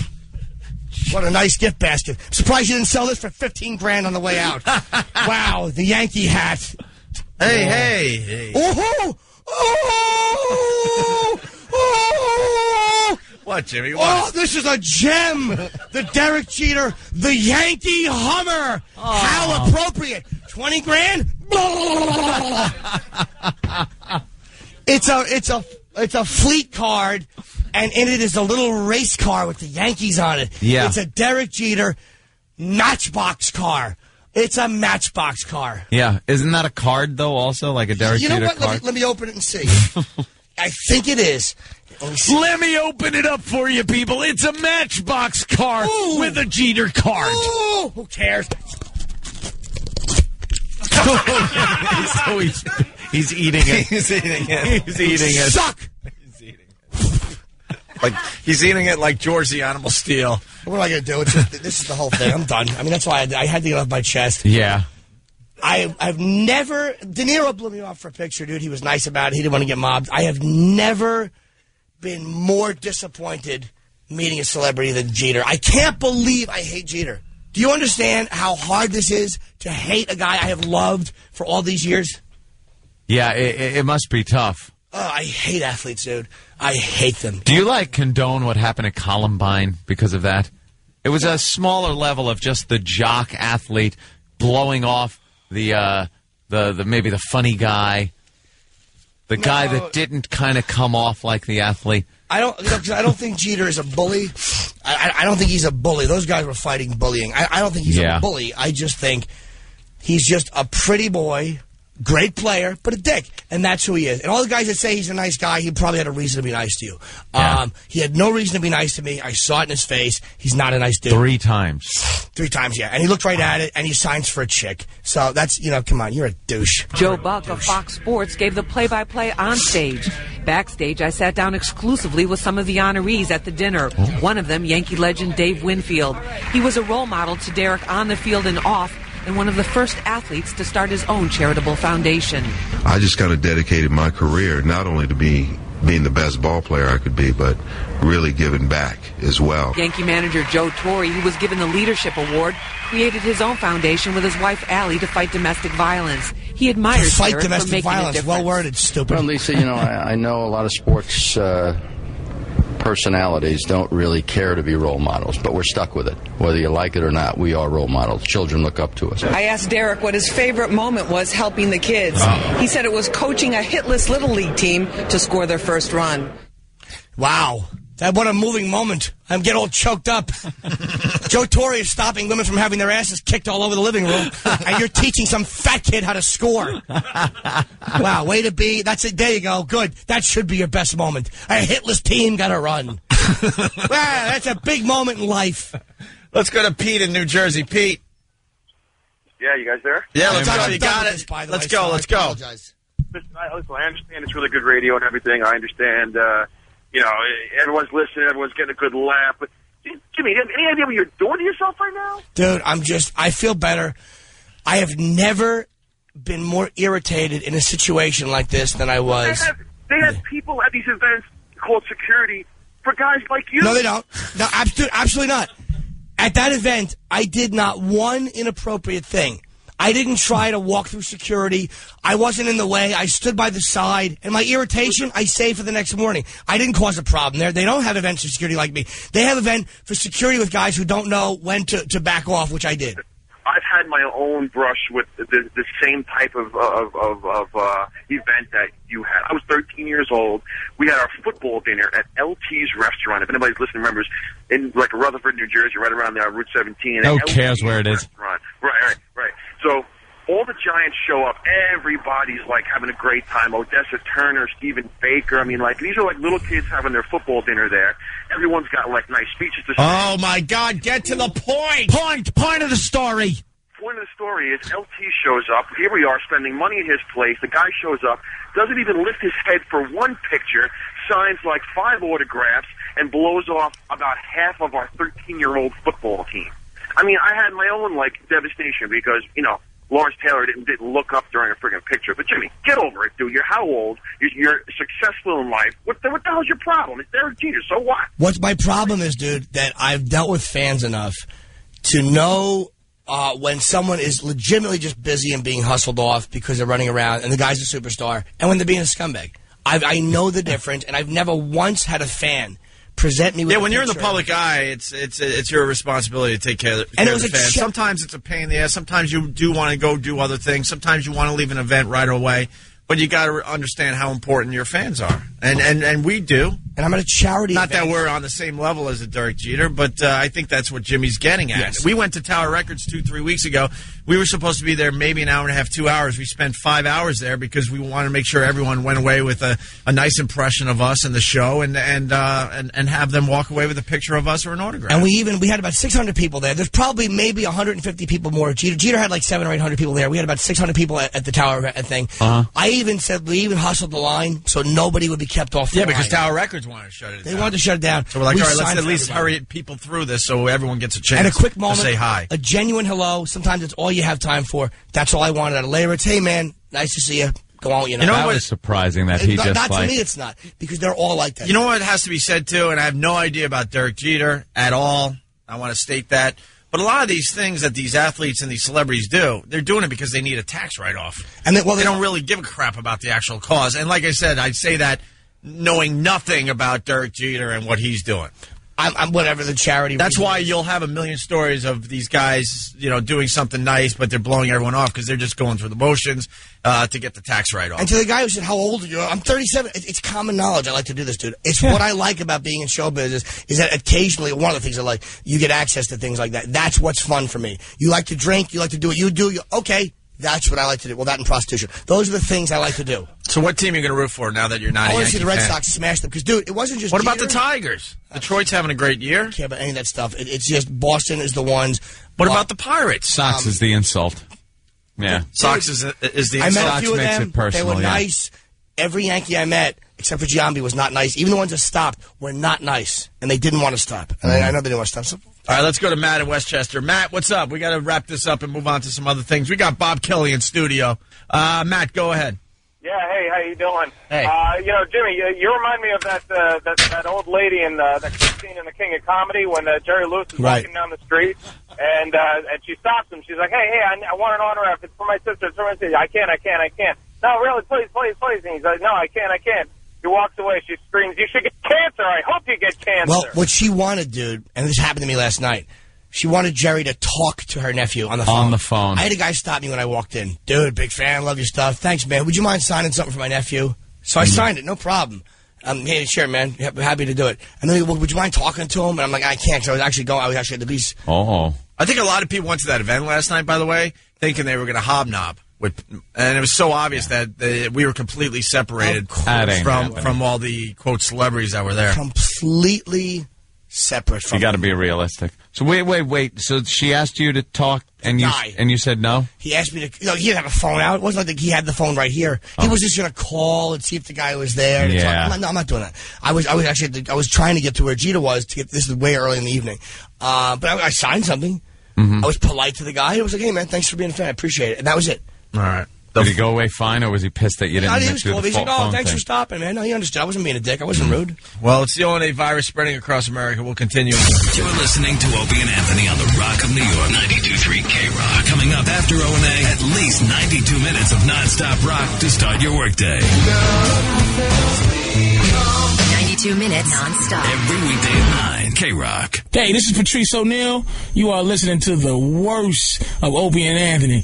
I guess which is their best, really. When you think about it. Who's Crazy Irene? I actually miss her. Remember that psycho that used to call her boyfriend or something, grabbed his chest? Oh, he died on the bathroom floor. Yeah. And we did nothing but joke about it. She hated us and would call. I really wish she would call the new show. She hated our guts. She's unbelievable, actually. She never gave up. She would always call us, and when we felt like we were backed into a corner, we would bring up the fact that she was selfish, and that's the reason why her husband died. Yeah, if she had just gotten out of bed instead of dozing back off, he might have lived, but instead he died on a cold tile floor. Oh, awful. Old bag of meat. You know what? You might want to turn your radio off. This is a bit cringy. Don't listen to this segment called Crazy Irene Calls In. Just don't listen to it. I'm begging you. You know what that means? Yeah. No one's going anywhere. Yeah, bring the kids in the room. It's the worst of Opie and Anthony. And we're back with the Opie and Anthony show. Irene's calling back. Irene? Yeah. What's wrong now? Can't get enough. No, I just want to tell you that I'm no old hag. If you passed me on the street, you wouldn't recognize me. I got a car. Number one, tell that guy that I'm no old hag. And what if I was? So what? Would that make me less of a person? Yes. No, it would not. It would not. You see, you're so mainstream. You're trying to be so cool, but you're mainstream America. Yeah. So what the hell are you talking about? You don't think there's any old, good-looking, sexy people? You sound like the chick from Midnight Cowboy. You were going to ask me I'm for so money? far away from that, you have no idea. I'm a sexy chick. Can an old lady yell like this? She wouldn't have the energy. It's not the fact that you might be... Yes, I used to work there. It's not your age that I care about. It's your thinking. It's your mentality. I don't care how old my mentality Can you is let me this. finish a sentence? I let you finish. You let me finish. That was what bothered me. It wasn't the fact that you might be 50. I don't care. I'd have sex with a 50-year-old woman like yourself. I mean, I'd probably feed you maybe some... pull your diapers off and enjoy you. I'm not saying that your age doesn't bother me. All right. No, I'll tell you what bothers me. You degrade people. What kind of teenager you have to cater to get ratings? If you want to bring up ratings, we do very well in the ratings with people that are a lot older than their teens. That's probably Irene. their parents. Well, whatever. The point is you're that making why it sound can't like you be funny? You can't and intelligent without being disgusting and degrading. So you know what's funny and entertaining to everybody else. People are stupid. Young people are stupid. See, you arrogant old you bitch. know it See? deep inside. She is so jealous of youth. Jealous. She's young jealous people. of youth. Young people, you jealous old, angry I am not elitist. old. I used to be a young person just 10 years ago. When I was young, I didn't do this. You are an ass, Irene. You are an ass. Stop, you're being disgusting Stop trying now. to be clever. What kind of dignified senior citizen are you? I'm not a senior Shut citizen, up, you stupid. Oh, there she goes again. See? How easy you are. With your dirty mouth. Want me to come to 888 your 7th Avenue, potty my mouth. old digs? You're I used to work there. You're What did so you do? easy to make mad. What? Did you work here at the station? Doing what, you old bag? You stupid jerk, you said that. Hey, potty mouth. Wow, stop the cursing. Irene, did you work at this station? No, I worked in the building. Oh, what happened? You got fired? Mandatory retirement? No, I quit. I worked at a public relations firm. Oh, Jesus, you must have been great there. Why'd you quit? Too many young, happy people? No, because This was 20 years ago before the computer came out. You're ancient. Damn that computer, that infernal You device. know how ancient I am? If you saw me, you wouldn't believe blame the it. computer. I've seen plenty of gorgeous 60-year-olds. Look at Loretta Young. You were going to ask me Do for you money? See Loretta Young? Do you know that Ursula Andress is 65 years old? Exactly, Would and you she's hot. reject Ursula Andress? No, I wouldn't. And she's so bad. But she's not an obnoxious, potty-mouthed, jealous old lady. You I are. am not a jealous old lady. You've never even seen me, Irene, you jerk. take your teeth out and go, All right, Irene. I don't know who Gum you me. are. You don't know Irene. who I am. Irene. All right, hold on. Irene, we want you down here in the studio. Why? We want to take a look at you. If I'm wrong, I will admit and I don't apologize. think it would be mentally healthy for me. Why? You got mental Because problems, don't I you? don't like the way you operate. I don't like the soft porn. Irene, what show. kind of medication are you on? Be honest. You're on antidepressants, right? I should. My boyfriend died on my bathroom floor 3 years ago. You see what I mean? Do you see what I mean? You see what I mean? This is why I won't come down. Oh, God. Why are you laughing? No, really. Why are you laughing? Irene, I agree. Stop. That ain't even I funny. want to know why you're laughing. Irene, I agree. Tell me why you're laughing. Oh, no. Tell what happened. I'm sorry. That ain't cool. That ain't Irene, cool. Say you're sorry, what happened? and that's all you have to say. I'm sorry. I didn't do it. What happened? What happened? Hold on. As long as you say you're sorry. What happened? Hold on, Irene. Yes. What happened? I'm not feeling too good about myself, and I apologize. Apology taken. So what happened in the What bathroom? happened, Irene, in the bathroom? He died of heart failure. What? What are you doing? He died of what? Why is that laughter in the background? He died of what? No. I wanted that laughter in the background stop. He was a great guy. He was a wonderful liberal. He was a wonderful, cool cool guy. You would love him if you knew him. Irene, what happened on that bathroom floor? What did he die of? Heart failure. Oh, I'm sorry to hear that. See what I mean? You see what I mean? You see what I mean? Apologize. That's why I won't come down. Apologize. Irene, apologize. Irene, listen, this is Opie. I apologize for Anthony. Anthony is a son of a bitch.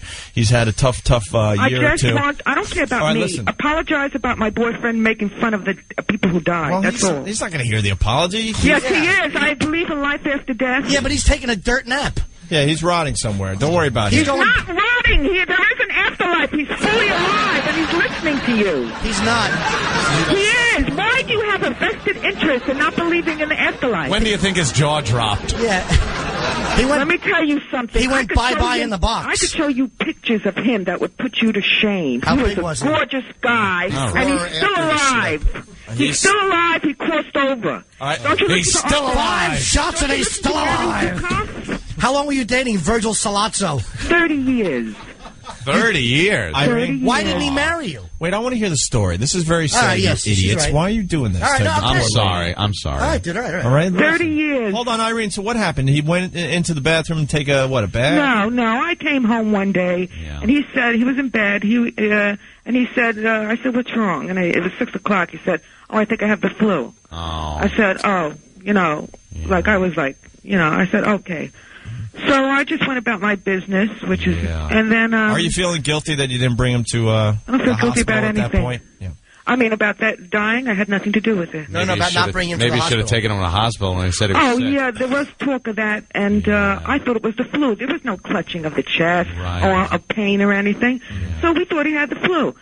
So he was even like getting up and going to the refrigerator now and then. Yeah. He did keep going to the bathroom, so I figured, gee, he must have a virus.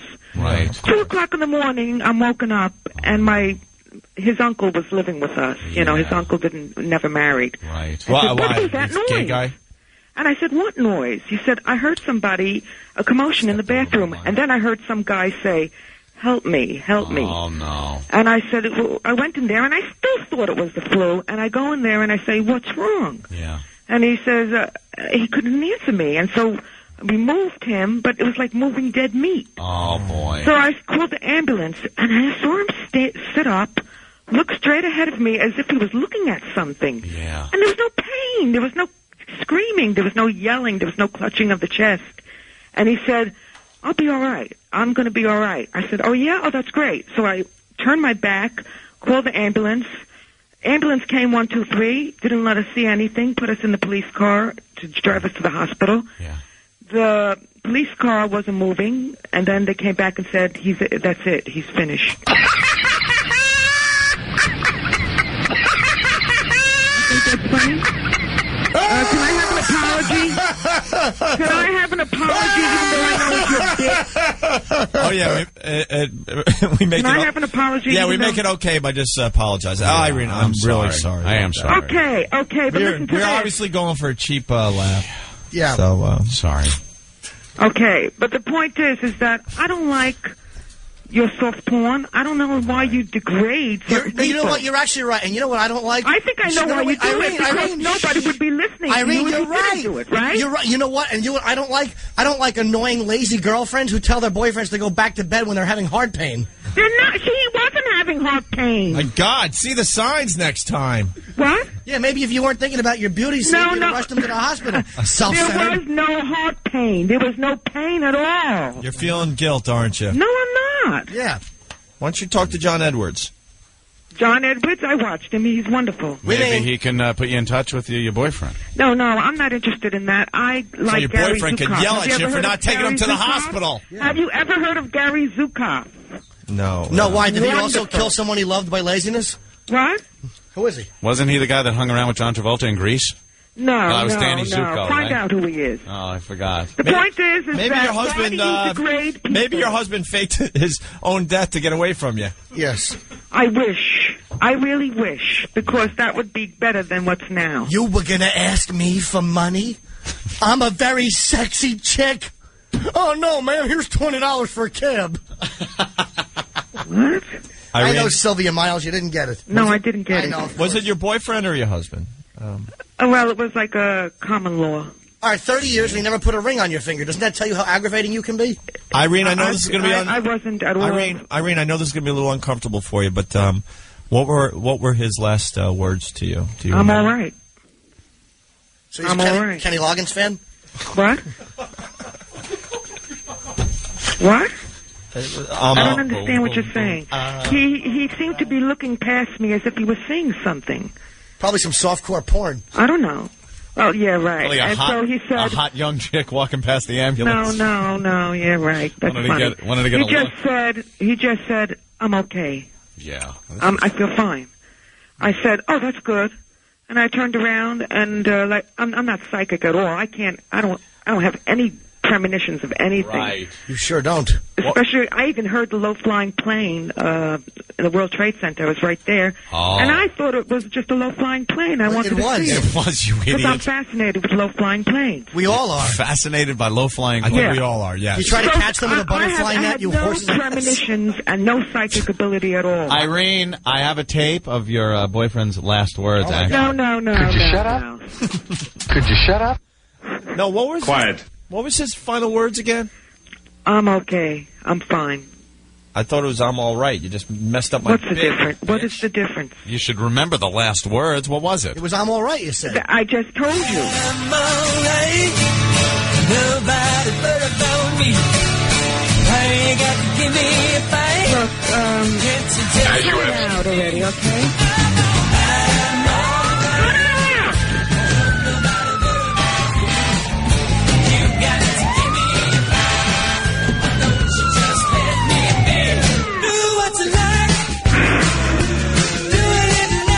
Yeah, do what you like. Go back to bed. Oh, I'm having a heart attack. Listen, morons. Listen, ratings grabber. Oh, my chest. Hey, how it's done. Shut up.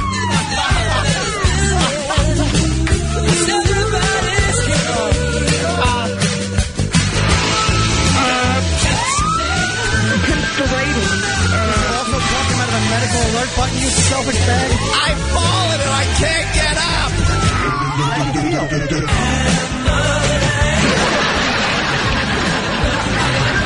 Hey, lowlife. Hey, lowlife.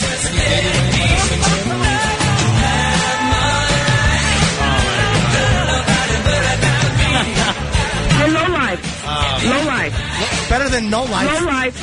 I want to know something. Wait, let them laugh. Who are you trying to please? The teenagers? You want to make it entertaining? Everybody with a live spouse. I know. You know what? You're boring. You are bored. You just want to be funny. You think you're so different, but you're so mainstream. It's not funny. This has been done before. Don't you understand? We're cakes for nothing. That was the last words. We're cakes for nothing. Oh, it sure beats falling on the bathroom floor. I'm not hanging up. Don't, stupid. You shut up. The old lady's got a dirty mouth. What's that about? Shut up!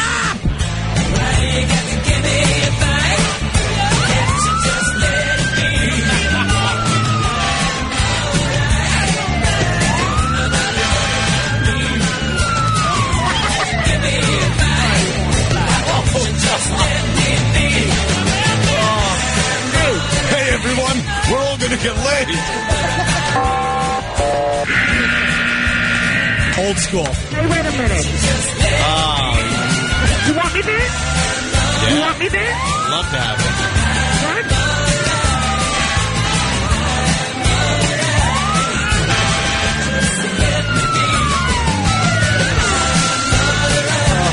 Get the hell out of our way. It's obvious this guy's having a heart attack.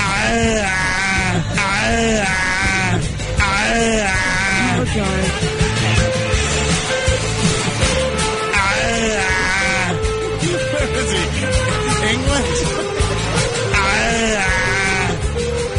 You're acting like a bunch of and you're bored. Apologize. Here's the boyfriend on the other side. Up and over here now. Wait, potty mouth. You. Hey, I'll apologize. Hold on. I know what happened. Hold on. They dumped out about 10 Wait. times. Hold on. They're dumping out Yeah, like we crazy. gotta let the man, build you got to hear this lady say the word mother effer. It is scary when it comes out of her mouth. Hey, you know what's really... All right, what, Irene, You want me to come down? Did you stand up in the tub in The Shining and he had a heart attack when he saw you? Is that what happened? You want to see? No. You want me to come down? You want to come down? You want me? We'd have you come down. Then why don't you apologize right now for everything you've done, whether it was necessary to get ratings or not? We're not the ones who ignored our loved one. I didn't ignore anybody. Yeah, just you did. tell You wanted me, to go back to bed. You were No, a little what you say tired. doesn't affect me at all. I just want an apology. Huddler. I want an apology for that little... No, I won't. I don't blame you. I don't want your cigarettes or your cigarettes. I want my dead fiance. Apologize. What were his last words? Apologize. I got him right here. Apologize. Help me! Somebody help me! Help me!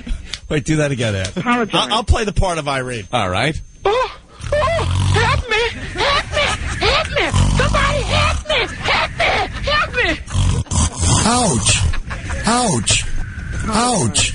Ouch. Apologize now. You better apologize. What's that, sleepyhead? Hey, don't make fun of no dead people. We're not making fun of your inability to see that he was dying, stupid. Oh, please. That doesn't affect me in the least. The whole left side of my body That shut doesn't down. affect That must me be a in the head least. cold. You're a bore. Tis but a scratch. You are a bore. You're I be a boring flesh me. wound. Hey, ugly.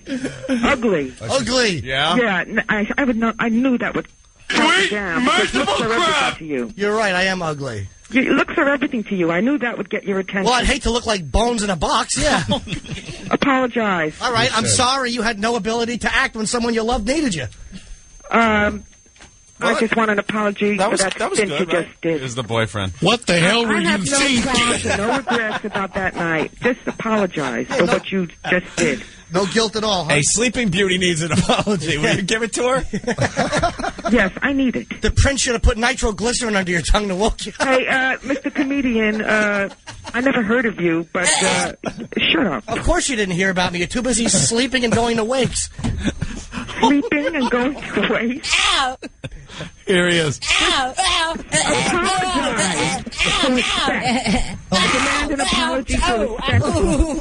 Will you please apologize for my boyfriend's sake? I'm sorry. Okay, that's all. I'm not. I thought it was kind of silly. I don't care what you think. You're not even a person. Huddler.